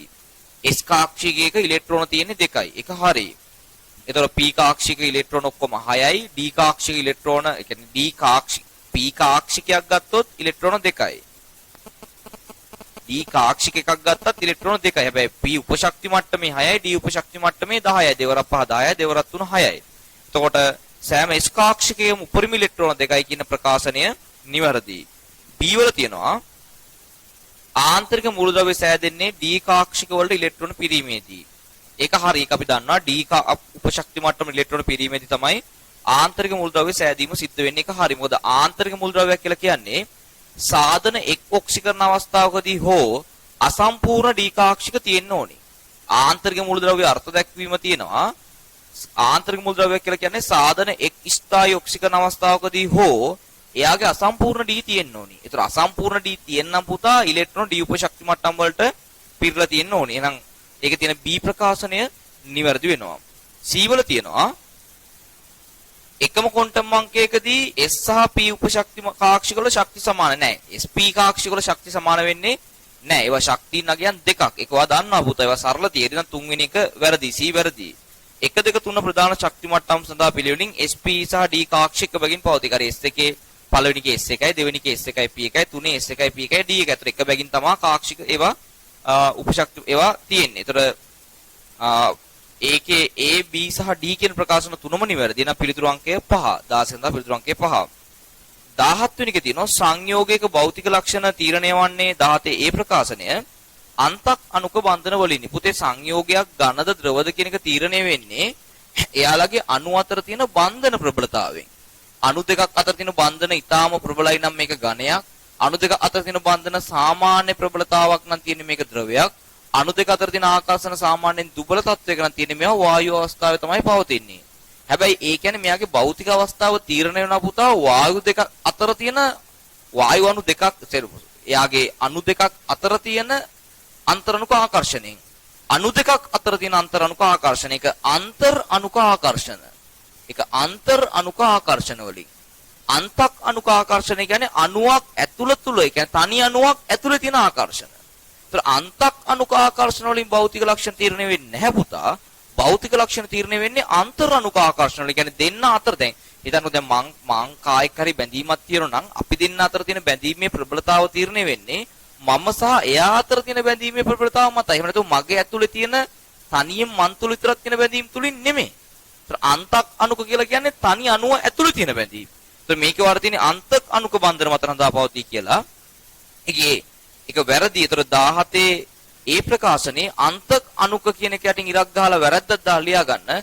අන්තක් අනුක බන්ධන මත නොව අන්තර් අනුක බන්ධන මතයි. ඒක හදා ගන්න. NH3 හි සෑම භෞතික අවස්ථාවකම අණු අතර ස්ථිර ද්විද්‍රව ස්ථිර ද්විද්‍රව ආකර්ෂණ බල පවතින වැරදි පුතේ. එයා වායුමය අවස්ථාවේ තියෙන දුබල බල. වායුමය අවස්ථාවේ ද්විද්‍රව ආකර්ෂණ ඇමෝනියා අණු අතර නැහැ. එන එකක් වැරදි. C සංයෝගවල පවතින අන්තරාණුක ආකර්ෂණ බල භෞතික ලක්ෂණ මෙන්ම ඒක මම වර දැන් කලින් පැහැදිලි කළා. අන්තරාණුක ආකර්ෂණ බලෙන් තමයි භෞතික සහ රසායන ලක්ෂණ සමහර ඒවා තීරණය වෙන්නේ. එහෙනම් C නිවැරදි. සංයෝගයේ භෞතික ලක්ෂණ කෙරෙහි අන්තරාණුක ආකර්ෂණ බලපෑමක් ඇති කරයි. ඒකත් හරි මම වඩ පැහැදිලි කරා. එහෙනම් C නිවැරදි, D නිවැරදි. ඒතර අපෙන් අහන්නේ අසත්‍ය වන්නේ මොනවද කියලා. ඒතර අසත්‍ය වන්නේ A සහ B. එහෙනම් පිළිතුරු අංකය 1. පිළිතුරු අංකය 1. ප්‍රශ්න අංක 18 ප්‍රශ්න අංක 18 දින පුතා මෙහෙම BIOCL සම්බන්ධයෙන් නිවැරදි ප්‍රකාශය වන්නේ ඒකේ පළවෙනි එක දිනවා CL ලෝක්ෂිකන අංකේ ධන 1යි. මේක පොවාට හදන්න පුළුවන් ඊටම සරල ප්‍රශ්නයක්. ඒතර CL ලෝක්ෂිකන අංකේ ධන 1 නෙමෙයි එතන ඍණ 1යි. ඒතකොට නම් A වැරදි B හරි. එහි මධ්‍ය පරමාණුවේ එකසර ඉලෙක්ට්‍රෝන යුගල එකක් ඇත. මොකද අපි දන්නා හරි පුතේ ඒක. මොකද BIOCL ගත්තොතින් මේ වගේ O එක තියෙනවා මෙහෙම CL එකක් තියෙනවා. BI කියන්නේ පස්වෙනි කාණ්ඩය නිසා එකසර යුගලක් තියෙනවා. ඒතර මධ්‍ය පරමාණු වෙන්නේ BI. ඒතර BI මත ඉලෙක්ට්‍රෝන එකසර යුගලක් පවතී කියන ප්‍රකාශනය නිවැරදි. ඒතර ඒකේ හරිද? ඒතර ඒකේ තියෙන C ප්‍රකාශනය හරි. ඒකේ C වල තියෙන ප්‍රකාශනය නිවැරදි. B හරි C හරි. ඒ ජලයේ හොඳින් ද්‍රව්‍ය කියන එක වැරදි පුතේ. BIOCL කියලා කියන්නේ මෙයා ජලය තුල අද්‍රාව්‍ය තත්ත්වයක් තමයි පෙන්වන්නේ. කියන්නේ හොඳින් ද්‍රාව්‍ය වෙන්නේ නැහැ. ඒක ජලය තුල අද්‍රාව්‍ය තත්ත්වයක් තමයි BIOCL කියන සංයෝගය පෙන්වන්නේ. එහෙනම් D වැරදි. ඒතර 18 වෙනි එක සඳහා පිළිතුර ප්‍රශ්න අංක 18 සඳහා B සහ C නිවැරදි. එහෙනම් පිළිතුරු අංකය 2 තමයි ප්‍රශ්න අංක 18 සඳහා අදාළ වෙන්නේ. 19 අහනවා සමජාතීය උත්ප්‍රේරක සම්බන්ධයෙන් හරිද සත්‍ය වෙන ප්‍රකාශනය අසත්‍ය ප්‍රකාශනය අහන්නේ එන්තැල්පි පරාසය අඩුවීම නෑ පුතේ. උත්ප්‍රේරක වලින් එන්තැල්පි වෙනසක් සිද්ධ වෙන්නේ නෑ. එහෙනම් ඒ වැරදි. ඒක අපි දන්නවා. ඒක අපි ප්‍රශ්න අංක 1 ප්‍රශ්න පත්‍ර අංක 1 අපි පැහැදිලි කළා. එහෙනම් එතන ලියා ගන්න උත්ප්‍රේරක මගින් එන්තැල්පිය සමතුලිතතා ලක්ෂ්‍ය සමතුලිතතා නියතය වෙනස් වීමක් සිදු නොවේ. එහෙනම් ඒ වැරදි. B සමතුලිත සාන්ද්‍රණය වෙනස් වීම නෑ පුතේ. උත්ප්‍රේරක වලින් කරන්නේ සමතුලිතතාවට පත්වීමට ගතවන කාලය අඩු කරලා ඉක්මනින්ම පද්ධතිය සමතුලිත කරනවා. අපි උත්ප්‍රේරකයක් දැම්මොතින් යම් කිසි පද්ධතියකට එයාගේ උත්ප්‍රේරකෙන් වෙන්නේ සමතුලිත වීමට ගතවන කාලය අඩු කරලා ඉක්මනින්ම පද්ධතිය සමතුලිත කරනවා. එහෙම නැතුව සමතුලිත අවස්ථාවේ පවතින සාන්ද්‍රණය වෙනස් කරන්නේ නැහැ. එහෙනම් උත්ප්‍රේරක මගින් සමතුලිත සාන්ද්‍රණය වෙනස් කරයි කියන ප්‍රකාශනය වැරදි. ඒක ඉස්සරහින් ලියා ගන්න. සමතුලිත වීමට ගතවන කාලය අඩු කරන නමුත් සමතුලිත සාන්ද්‍රණය වෙනස් නොකරයි. එතන ඉස්සරහින් ලියා ගන්න සමතුලිත වීමට ගතවන කාලය අඩු කරන නමුත් සමතුලිත සාන්ද්‍රණය වෙනස් නොකරයි. හරි. ප්‍රතික්‍රියාවක යාන්ත්‍රණය වෙනස් වීම මේක හරි පුතා. මොකද අපි දන්නවා උත්ප්‍රේරකයක් දැම්මොතින් යා ඒකේ යාන්ත්‍රණය වෙනස් කරමින් ශීඝ්‍රතාව වෙනස් කිරීම සිද්ධ කරනවා. එහෙනම් C හරි. ප්‍රතික්‍රියාවට අවශ්‍ය සක්‍රීය ශක්තිය වෙනස් කිරීම හරි. එතන ඒකත් නිවැරදි. එහෙනම් මේක අපෙන් අහන්නේ අසත්‍ය මොනවද කියලා. එහෙනම් A සහ B අසත්‍යයි. එහෙනම් පිළිතුරු අංකය 1. පිළිතුරු අංකය 1. ප්‍රශ්න අංක 25 අහනවා 20 මෙන්න මේ සංයෝගය දීලා හරිද? මම මේ ප්‍රශ්න අංක 20 දාලා සංයෝගය මෙතන අඳින්නම්. ප්‍රශ්න අංක 20 දාලා මම සංයෝගය මෙතන අඳින්නම්. ප්‍රශ්න අංක 20 තියෙන්නේ මෙහෙමයි. PCl5 සමග ප්‍රතික්‍රියා කරයි. ඒක හරි පුතේ. මොකද OH කාණ්ඩ තියෙනවනේ. ඒතර මේ වාර ප්‍රශ්න අංක හරි 20 තියෙන සංයෝගය මෙහෙමනේ තියෙන්නේ CH3 හරිද? C2H5 CH OH ඊට පස්සේ C triple bond C CH2OH. ඔයා මේකට PCl3 දාන්න. මේකට PCl3 දැම්මන් පස්සේ පුතා මේක තුල අන්තර්ගත OH කාණ්ඩ සියල්ල Cl බවට පත් වෙනවා. ඒතර මෙතනින් PCl3 දැම්මන් පස්සේ ප්‍රතිඵල වෙන්නේ C2H5CH. මෙතන OH එක Cl එකක් වෙනවා. C triple bond C CH2 Cl. එහෙනම් PCl5 සම ප්‍රතික්‍රියා කියන එක හරි. PCl3 දැම්මත් එකයි PCl5 දැම්මත් එකයි. ඒතර අපි ඇල්කොහොලයකට PCl3 PCl5 දැම්මන් පස්සේ වෙන්නේ ඇල්කොහොලේ අන්තර්ගත OH කාණ්ඩයේ Cl එකක් බවට පත්වීම. එය ඇමෝනිය CCl කියලා තියෙන එක ඇමෝනිය CCl නෙමෙයි පුතා. ඇමෝනිය CuCl කරගන්න කියුප්‍රික් ක්ලෝරයිඩ්. ඒක හදා ගන්න. ඒ ඇමෝනිය CuCl සම ප්‍රතික්‍රියා කරයි කියන එක අපි ගත්තොත් මෙන්න මත් එහා ගන්න පුතා. ආම්ලික H ඒ කියන්නේ ත්‍රිත්ව බන්ධන කාබන්ට ඍජුව බැඳුණු හයිඩ්‍රජන්. මේක ත්‍රිත්ව බන්ධනයක් තිබ්බට වැඩක් වෙන්නේ නැහැ. ත්‍රිත්ව බන්ධන කාබන්ට ඍජුව බැඳුණු හයිඩ්‍රජන් තිබ්බොතින් ඔයා මේකට ඇමෝනිය සිල්ලෝ ක්ලෝරයිඩ් දැම්මොතින් පුතා මේ H එක වෙනුවට Cl එකක් බැඳෙනවා. Ag එකක් බැඳෙනවා. ඔයා මේකට ඇමෝනිය CuCl දැම්මොතින් H එක වෙනුවට පුතේ හොඳට මතයා ගන්න Cu කාණ්ඩයක් බැඳෙනවා. මේක සුදු පාට අවක්ෂේපයක්. මෙයා දරුවෝ චොකලට් දුඹුරු පාට අවක්ෂේපයක්. චොකලට් දුඹුරු පාට අවක්ෂේපයක්. හැබැයි සිල්ලෝ නයිට්‍රේට් ඇමෝනිය සිල්ලෝ ක්ලෝරයිඩ් එක්කලා සුදු පාටක් දෙන්න හරි කියුප්‍රික් ක්ලෝරයිඩ් එක්කලා චොකලට් දුඹුරු පාට අවක්ෂේපයක් දෙන්න හරි හොඳට මතයා ගන්න මේක තුල අන්තර්ගත වෙන්න ඕනේ ආම්ලික හයිඩ්‍රජන් එකක්. මේ තුල ආම්ලික හයිඩ්‍රජන් නැත්නම් ත්‍රිත්ව බන්ධනයේ ඍජුව බැඳුණු හයිඩ්‍රජන් එකක් අන්තර්ගත වෙන්න ඕනේ. දැන් මේකේ බලන්න මේකේ ත්‍රිත්ව බන්ධනයක් තිබ්බට ත්‍රිත්ව බන්ධනයේ ඍජුව බැඳුණු කාබන් දෙකෙන් එකකටවත් පුතා හයිඩ්‍රජන් මේ තුල නැහැ. ඒතර මේ තුල ඒ වගේ හයිඩ්‍රජන් එකක් නැහැ කියන්නේ මෙයා කියුප්‍රික් ක්ලෝරයිඩ් සමගවත් සිල්ලෝ ක්ලෝරයිඩ් එක ප්‍රතික්‍රියාවක් වෙන්නේ නැහැ. ඒතර ඇමෝනිය කියුප්‍රික් ක්ලෝරයිඩ් ඇමෝනිය සිල්ලෝ ක්ලෝරයිඩ් කියන දෙදෙනාගේ පරීක්ෂාව වැදගත් වෙන්නේ පුතා ආම්ලික හයිඩ්‍රජන් පොට්න ඇල්කයින හඳුනා ගැනීමට. එතකොට එතන ප්‍රශ්නක දෙක වැරදි කියලා දාලා ලියා ගන්න ආම්ලිකේෂන් නොමැත. ඒ ශාරීය KMnO4 සම ප්‍රතික්‍රියා කරයි. හරි. ත්‍රිත්ව බන්ධන තියෙනවා, ද්විත්ව බන්ධන තියෙනවා. එහෙනම් යා KMnO4ත් එක්කලා ප්‍රතික්‍රියා කරනවා. ඒක නිවැරදි. ඊට පස්සේ තියෙනවා ත්‍රිමාන සමාගතාව දක්වයි. එතන පුතා එතන මෙන්න මේ කාබන් පරමාණු අසමමිතික කාබන් පරමාණුවක්. ඒක නිසා මෙයාට පුළුවන් ප්‍රකාශ සමාගතාව පෙන්වන්න. ප්‍රකාශ සමාගතාව කියලා කියන්නේ මොකද දරුවෝ? ත්‍රිමාන සමාගතාව යටතේ එන එකක්. ඒ නිසා යාට ත්‍රිමාන සමාගතාව දැක්විය හැක කියන ප්‍රකාශනයත් නිවැරදි. ඒතර මේක අපෙන් අහන්නේ සත්‍යවන්නේ මොනවද කියලා. ඒතර A හරි C හරි D හරි. ඒතර ප්‍රශ්නාංක 20 සඳහා පිළිතුරු අංකය 5 කියලා අදාළ කරගන්න පුළුවන්. ඒතර පුතේ මේ ප්‍රශ්නවල සවිස්තරාත්මක පැහැදිලි කිරීම ලොකු දීර්ඝ පැහැදිලි කිරීම වලට මම මේ පේපර් එකේ ගියේ නෑ. මම සමහර ප්‍රශ්න පත්‍ර කතා කරද්දී ඒක ආශ්‍රිත තියරි ඔක්කොම කතා කරනවා. දැන් මම මේ ප්‍රශ්න පත්‍රයේදී දැන් අපි පළවෙනි එක එහෙම කතා කළා දෙවෙනි එකේදී මම එහෙම කතා කළේ නෑ. හැබැයි මම ආපහු තව ප්‍රශ්න පත්‍රයකදී ඔය වගේ තියරි පාඩ ගොඩාක් ගැඹුරට මම කතා කරනවා. ඒ විදිහට ඒතර එක එක දරුවෝ සමහර දරුවෝ කැමති MCQ එකේ ආන්සර් එක විතරක් කියනවට. සමහරු කැමති සවිස්තරාත්මක පැහැදිලි කිරීමකට. ඒතර මම මේ දෙගොල්ලටම ගැලපෙන විදිහට එක් පේපර් ඒ විදිහට සාකච්ඡා කරගෙන යෑම සිද්ධ කරනවා. ඒතර ප්‍රශ්නක 20 සඳහා පිළිතුරු අංකය 5 කියලා අපිට පැහැදිලි වෙනවා. හරි. අපිට ඊපස්සේ යමු පුතා ප්‍රශ්නාංක 21ට. ප්‍රශ්නාංක 21 තියෙන අපෙන් අර සත්‍ය අසත්‍යතාවය තීරණය කිරීම ආශ්‍රිත ප්‍රශ්නයක් තමයි අපි ප්‍රශ්නාංක 21 අහන්නේ.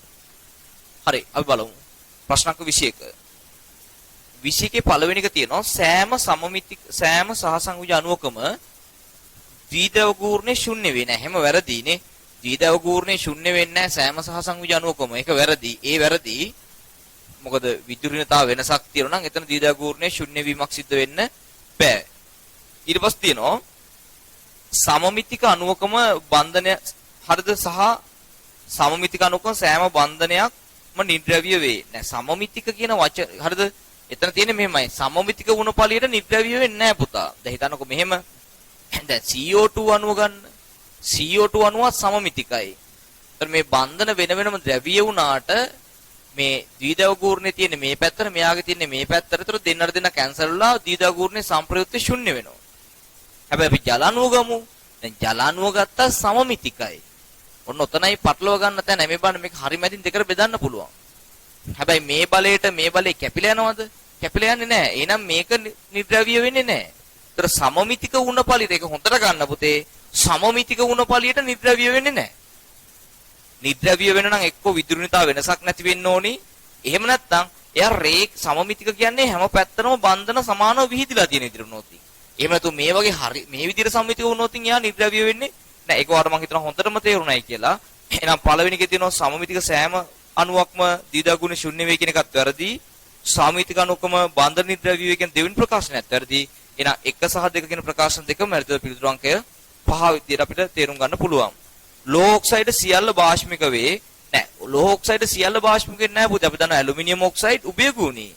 හරිද? ඇලුමිනියම් ඔක්සයිඩ් ගත්තොත් නිකන් උභයගුණී. සමහර ඔක්සයිඩ් තියෙනවා ආම්ලික ඒවා. ඒතකොට ලෝහ ඔක්සයිඩ් සියල්ල භාෂ්මික වේ කියන එක වැරදි. ඊට පස්සේ දෙවෙනි එකේ තියෙනවා Mn2O3 භාෂ්මික වේ. පුතා මැංගනස් වල ඔක්සයිඩ් වල ආම්ලිකතාව ඔයාගේ සිලබස් එකේ තියෙන ප්‍රශ්නයක්. මේ අහන්නකෝ මැංගනස් වල ඔක්සයිඩ් තියෙනවා MnO. ඊට පස්සේ Mn2O3 MnO2 හරිද MnO3 කොහොම ඔක්සයිඩ් තියෙනවා. ඒතර මෙයා ගත්තොතින් වාෂ්මිකයි. හරිද මේකත් වාෂ්මිකයි. ඒතර මෙයා ගත්තොතින් උභයගුණී. මේවා ගත්තොතින් පුතා ආම්ලිකයි. ඒතර මැංගනස්ගේ Mn2O3 කියන ඔක්සයිඩ් එක වාෂ්මිකයි. ඒක නිවැරදි.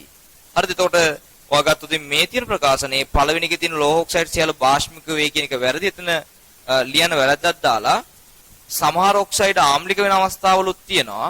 ඒ වගේම ඇලුමිනියම් ඔක්සයිඩ් කියන අපි දන්න හොඳම උදාහරණයක්. එයා මොකක්ද දෙන පුතා? උභයගුණී. එතන පළවෙනි ප්‍රකාශනයේ වැරදි. දෙවෙනි එකේ තියෙන Mn2O3 වාෂ්මිකයි. ඒක හරි. ඒක හරි. 23 තියෙනවා අවදි උෂ්ණත්වයට වඩා ඉහළ උෂ්ණත්වයකදී පීඩනය වැඩි කිරීමෙන් ඕනෑම වායුවක් ද්‍රව කළ හැක නෑ පුතා. වායුවක් ද්‍රව කරන්න නම් හරිද? මට බඩ මෙහෙ කරන්න. හරිද වායුවක් ද්‍රව කරන්න නම් මෙයාගේ වායුවේ පීඩනය අවදි පීඩනයට වඩා අඩු කරන්න ඕනි. අවදි පීඩනයට වඩා පීඩනය වැඩි කරන්න ඕනි. උෂ්ණත්වය අවදි උෂ්ණත්වයට වඩා අඩු කරන්න ඕනි. වායුවක් ද්‍රව වෙන්න නම් ඒ වායුවේ අවදි පීඩනයට වඩා එයාගේ පීඩනය වැඩි වෙන්න ඕනි. උෂ්ණත්වය අවදි උෂ්ණත්වයට වඩා අඩු වෙන්න ඕනි. මේ දෙකම සිද්ධ වෙන්න ඕනි. එකක් වෙලාම මදි. කියන්නේ හිතනකෝ උෂ්ණත්වය අවදි උෂ්ණත්වයට වඩා වැඩියෙන් තියෙද්දි පීඩනය අවදි පීඩනයට වඩා වැඩි කළාට වැඩක් වෙන්නේ නැහැ. පීඩනය අවදි පීඩනයට වඩා අඩුවෙන් තියෙද්දි උෂ්ණත්වය අවදි උෂ්ණත්වයට වඩා අඩු කළා කියලා අඩකුත් නැහැ. කියන්නේ පීඩනය අවදි පීඩනයට වඩා වැඩි වීම සහ උෂ්ණත්වය අවදි උෂ්ණත්වයට වඩා අඩු වීම කියන කාරණා දෙකම එක විට සිද්ධ වුණොත් තමයි වායුවක් ද්‍රව බවට පත් වෙන්නේ. එහෙනම් ඔයාලට තියෙන පුතේ අවදි උෂ්ණත්වයට වඩා ඉහළ උෂ්ණත්වයක නෑ. උෂ්ණත්වය මොකද්ද වෙන්න ඕනි? අවදි උෂ්ණත්වයට වඩා අඩු වෙන්න ඕනි. පීඩනය අවදි පීඩනයට වඩා වැඩි වෙන්න ඕනි වායුවක් ද්‍රව වෙන්න නම්. ඒතර අවදි උෂ්ණත්වයට වඩා ඉහළ උෂ්ණත්වයකදී පීඩනය වැඩි කිරීමෙන් වායුවක් ද්‍රව කළ හැකින ප්‍රකාශනයේ වැරදි. එතන ලියන්න පුතේ මෙහෙම වායුවක් ද්‍රව කිරීමට නම් උෂ්ණත්වය අවදි උෂ්ණත්වයට වඩා අඩු කළ යුතු අතර පීඩනය අවදි පීඩනයට වඩා වැඩි කළ යුතුය. වායුවක් ද්‍රව කිරීමට නම් උෂ්ණත්වය අවදි උෂ්ණත්වයට වඩා අඩු කළ යුතු අතර පීඩනය අවදි පීඩනයට වඩා වැඩි කළ යුතුය. මේ දෙකම අනිවාර්යෙන් සිද්ධ වෙන්න ඕනි. එකක් විතරක් වුණාට මදි. එහෙනම් පළවෙනි එක වැරදි. අවදි උෂ්ණත්වය 15ක් වන වායුවක වායු අණු අතර සැලකිය යුතු ආකර්ෂණ බල පවතී. නෑ පුතේ. වායුවක් හරිද? වායුවක හරිද? උෂ්ණත්වය 15ක් වන වායුවක් ගත්තොත් ඉතින් අවදි උෂ්ණත්වය ගොඩාක් 15ක් කියලා කියන්නේ ඒවා ප්‍රබල ආකර්ෂණ නෑ. මොකද වායු අංශු අතර තියෙන මොනවද අපි දන්නවා? වැන්ඩ වාස් බල. වායු අංශු අතර පුතා ප්‍රබල බල වර්ග නැහැ. එහෙනම් ඒක අවර්ත තිනවා වායු අංශු අතර සැලකිය යුතු ආකර්ෂණ බල පවතී කියන ප්‍රකාශනය වැරදි. මොකද වායු අංශු අතර පවතින ආකර්ෂණ බල ඊටාම දුබල තත්ත්වයක් තමයි පෙන්වුම් කරන්නේ. එහෙනම් 23 පළවෙනි එකත් වැරදි. මොකද වායුවක් කියලා කියන්නේ මොකද්ද පුතේ? වායු අංශු අතර තියෙන ආකර්ෂණතා දුබලයි. එහෙනම් සැලකිය යුතු ආකර්ෂණ පවතී කියන ප්‍රකාශනය වැරදි. එහෙනම් ඒත් වැරදි, බීත් වැරදි. ඒතර පිළිතුරු අංකය 5. හරි ප්‍රශ්න අංක 24 ඕසෝන් අණුවේ පරමාණු අතර බන්ධන දිගවල් සමාන වේ. ඒක හරි. මොකද ඕසෝන් කියන්නේ අපි ඇන්දොතින් මෙහෙම හරිද? ඕසෝන් අණුව අපි ඇන්දොතින් මෙහෙම -1යි +1යි ඔහොම ඩබල් බොන්ඩ් එකයි නේ තියෙන්නේ. ඒතර ඇත්තටම ගත්තොත් මේකට අපිට තව සම්ප්‍රයුක්ත විවක් ගන්න පුළුවන් කොහොමද පුතේ? මෙහෙම ඩබල් බොන්ඩ් එක අනිත් පැත්තට දාලා +1 මැද තියෙනවා. අද සිංගල් බොන්ඩ් එක මේ පැත්තට දාලා. ඒතර ඇත්තටම ගත්තොත් මේ දෙකෙන් එකක්වත් නෙමෙයි සත්‍ය විහුවේ. අපි මේ දෙක රඳිනවා සම්ප්‍රයුක්ත මුහුමක්. ඒ සම්ප්‍රයුක්ත මුහුමෙනවා කොහොමද අපිට? ඕ තියනවා මෙහෙම මෙන්න මේ වගේ තනි බන්ධනක් නොවන, ditth බන්ධනක් නොවන අවස්ථාවක් තමයි යා තියෙන්නේ. හරි? එතකොට මෙතන ධන එකක් තියෙනවා. ඒතර මෙතන මේ විදිහට එක සෙලු ගල් දෙකයි සම්ප්‍රයුක්ත මුහුමේ. ඒතර මේ දෙන්නට ඍණ භාගයේ බැගින් අන්තර්ගත වෙනවා. ඍණ භාගයේ බැගින් අන්තර්ගත වෙන කියන්නේ මේ බන්ධනේ මේ ditth බන්ධනේ මෙතනත් දන්නෙත් නැහැ මෙතනත් දන්නෙත් නැහැ තියෙන්නේ. ඇත්තම ගත්තොත් මේ බන්ධන දෙක දිගින් සරව සමයි. ඒ දෙන්න එකක් ditth බන්ධනයක් එකක් තනි බන්ධනයක් විතර වෙන වෙනම නෙමෙයි පවතින්නේ. මොකද අපි මෙහෙම ලුයිස් විව්වේ ඇඳට ඇත්තම විව්වේ කියන්නේ පුතේ මේ සම්ප්‍රයුක්ත විව්වේ. සම්ප්‍රයුක්ත මුහුම. හරි? එතකොට ප්‍රශ්නාංක 24 පළවෙනි ප්‍රකාශනයේ දිගවල අසමාන වේ කියන එක වැරදි. දිගවල් සමානයි. දෙවෙනි එකේ තියෙනවා එකක් ditth බන්ධනයක් අනිත් එක දායක බන්ධනයක්. ඒ ප්‍රකාශනේ හරි. මොකද මේ එකක් ditth බන්ධනයක් හැදෙන අනිත් එක දායක බන්ධනයක්. නමුත් අපිට මේක ditth බන්ධනයක් සහ දායක බන්ධනයක් ලෙස හඳුනා ගැනීමක් කරන්න බෑ. ඒක හඳුනා ගැනීමක් කරන්න බෑ. හරි? ඒක ප්‍රශ්නාංක 25ට යමු අපි. ප්‍රශ්නාංක 25. හරි ප්‍රශ්නාංක 25. ප්‍රශ්නාංක 25 තියෙන්නේ පුතේ H3PO3 කියන අම්ලයේ සම්බන්ධයෙන් ඒක හදාගන්න H3BO3 කියලා තියෙන්නේ H3PO3 කියලා. ඒතර H3PO3 අණුව ඇඳ ගැනීම හැකියාව සතු වෙන්න ඕනි. ඒතර අපි H3PO3 අණුව ගත්තොතින් පුතා මෙයා දුබල අම්ලයක්. ඒ වගේම මේකේ තියෙන මේ විදිහට OH කාණ්ඩ දෙකක් තියෙනවා. OH කාණ්ඩ දෙකක් තියෙනවා. ද්විත්ව බන්ධන O1යි H1යි. ඒතර මේකේ OH කාණ්ඩ දෙකක් තියෙන නිසා මේක මොකද්ද පුතා? ද්විභාෂ්මිකයි. මේක ද්විභාෂ්මිකයි. ඒතර මේක දුබල ද්විභාෂ්මික අම්ලයක්. ඒතර මෙයාට පුතා ප්‍රතික්‍රියා කරන්න පුළුවන් සෝඩියම් හයිඩ්‍රොක්සයිඩ් දෙකක් එක්ක. දැන් අපි H3PO3 කියලා ගත්තම් H3ක් තිබ්බ පළිර මේ H3ම සෝඩියම් හයිඩ්‍රොක්සයිඩ් එක ප්‍රතික්‍රියා කරන්නේ නැහැ. මේ H එක NaOH එක ප්‍රතික්‍රියා කරන්නේ නැහැ. සෝඩියම් හයිඩ්‍රොක්සයිඩ් එක ප්‍රතික්‍රියා කරන්නේ මේ H එක සහ මේ H එක. එහෙනම් H3PO3 එක අණුවක් සඳහා සෝඩියම් හයිඩ්‍රොක්සයිඩ් අණු කීයක් ඕනද පුතා? 2යි. 3ක් නෙමෙයි. 2යි. ඒතකොට මේකේ පළවෙනි එකේ තියෙන H3PO3 එක මවුලක් සම සෝඩියම් හයිඩ්‍රොක්සයිඩ් මවුල 3ක් ප්‍රතික්‍රියා කරයි කියන එක වැරදි. එතන ලියා ගන්න පුතේ වැරද්දක් දාලා 3ක් නොව 2කි. H3PO3 ත්‍රිභාෂ්මික අම්ලයක නෑ. ත්‍රිභාෂ්මික නෙමෙයි පුතේ වැරද්දක් දාලා ලියන මේක ද්විභාෂ්මික අම්ලයක් කියලා. ද්විභාෂ්මික අම්ලයක්. හරි. එතකොට මේ ප්‍රශ්න අංක 25ම මේ ප්‍රශ්න අංක 25 සඳහා පළවෙනි එකත් වැරදි, දෙවෙනි එකත් වැරදි. එතකොට පුතේ පිළිතුරු අංකය හරිද? පිළිතුරු අංකය 5 කියලා වාට අදාළ වෙනවා. එතකොට ප්‍රශ්න අංක මේ දෙවෙනි ප්‍රශ්න පත්‍රය අපි ප්‍රශ්න 25ම අපි සාකච්ඡා කළා. ඒ කියන්නේ සාකච්ඡා කළ යුතු ප්‍රශ්න උපරිම ගැඹුරට කතා කළා පුතේ. මේ විදියට හොඳටම පේපර් සෙට් එකක් කරගෙන යනකොට ඔයාට අවශ්‍ය સિદ્ધාන්ත කාරණා සියල්ල ආවරණය වේවි. එතකොට ඔයාට ගැටලු තැන් තියෙනවා නම් අපේ Telegram group වලට සම්බන්ධ වෙලා අපේ online පන්ති වලට සම්බන්ධ වෙලා ඒවා සම්පූර්ණ කරගන්න පුළුවන්. සහ අපි පෞද්ගලිකව අපිට අමතලා ඔයාලගේ තියෙන විෂය කරුණු පිළිබඳ ගැටලු අපෙන් ඒවා නිවැරදි කරගන්න පුළුවන්. හරි පුතා, එහෙනම් අපි ප්‍රශ්න පිළිතුරු මම ඔයාලට මේකේ ස්ටච් එකේ සහ එසේ ප්‍රශ්නයක් තියෙනවා. මේ දෙකේ මාකින් මේ description එකේ දාන්නම්. එතකොට අපි යලි හම්බෙමු පුතේ මොඩල් පේපර් 3 වලින් අපි යලි හමු වෙමු. හරි, එතකන් ඔයාලා හැමෝටම පුස්සාරණයි. හොඳින් හැමෝම වැඩ කටයුතු කරගෙන යන්න.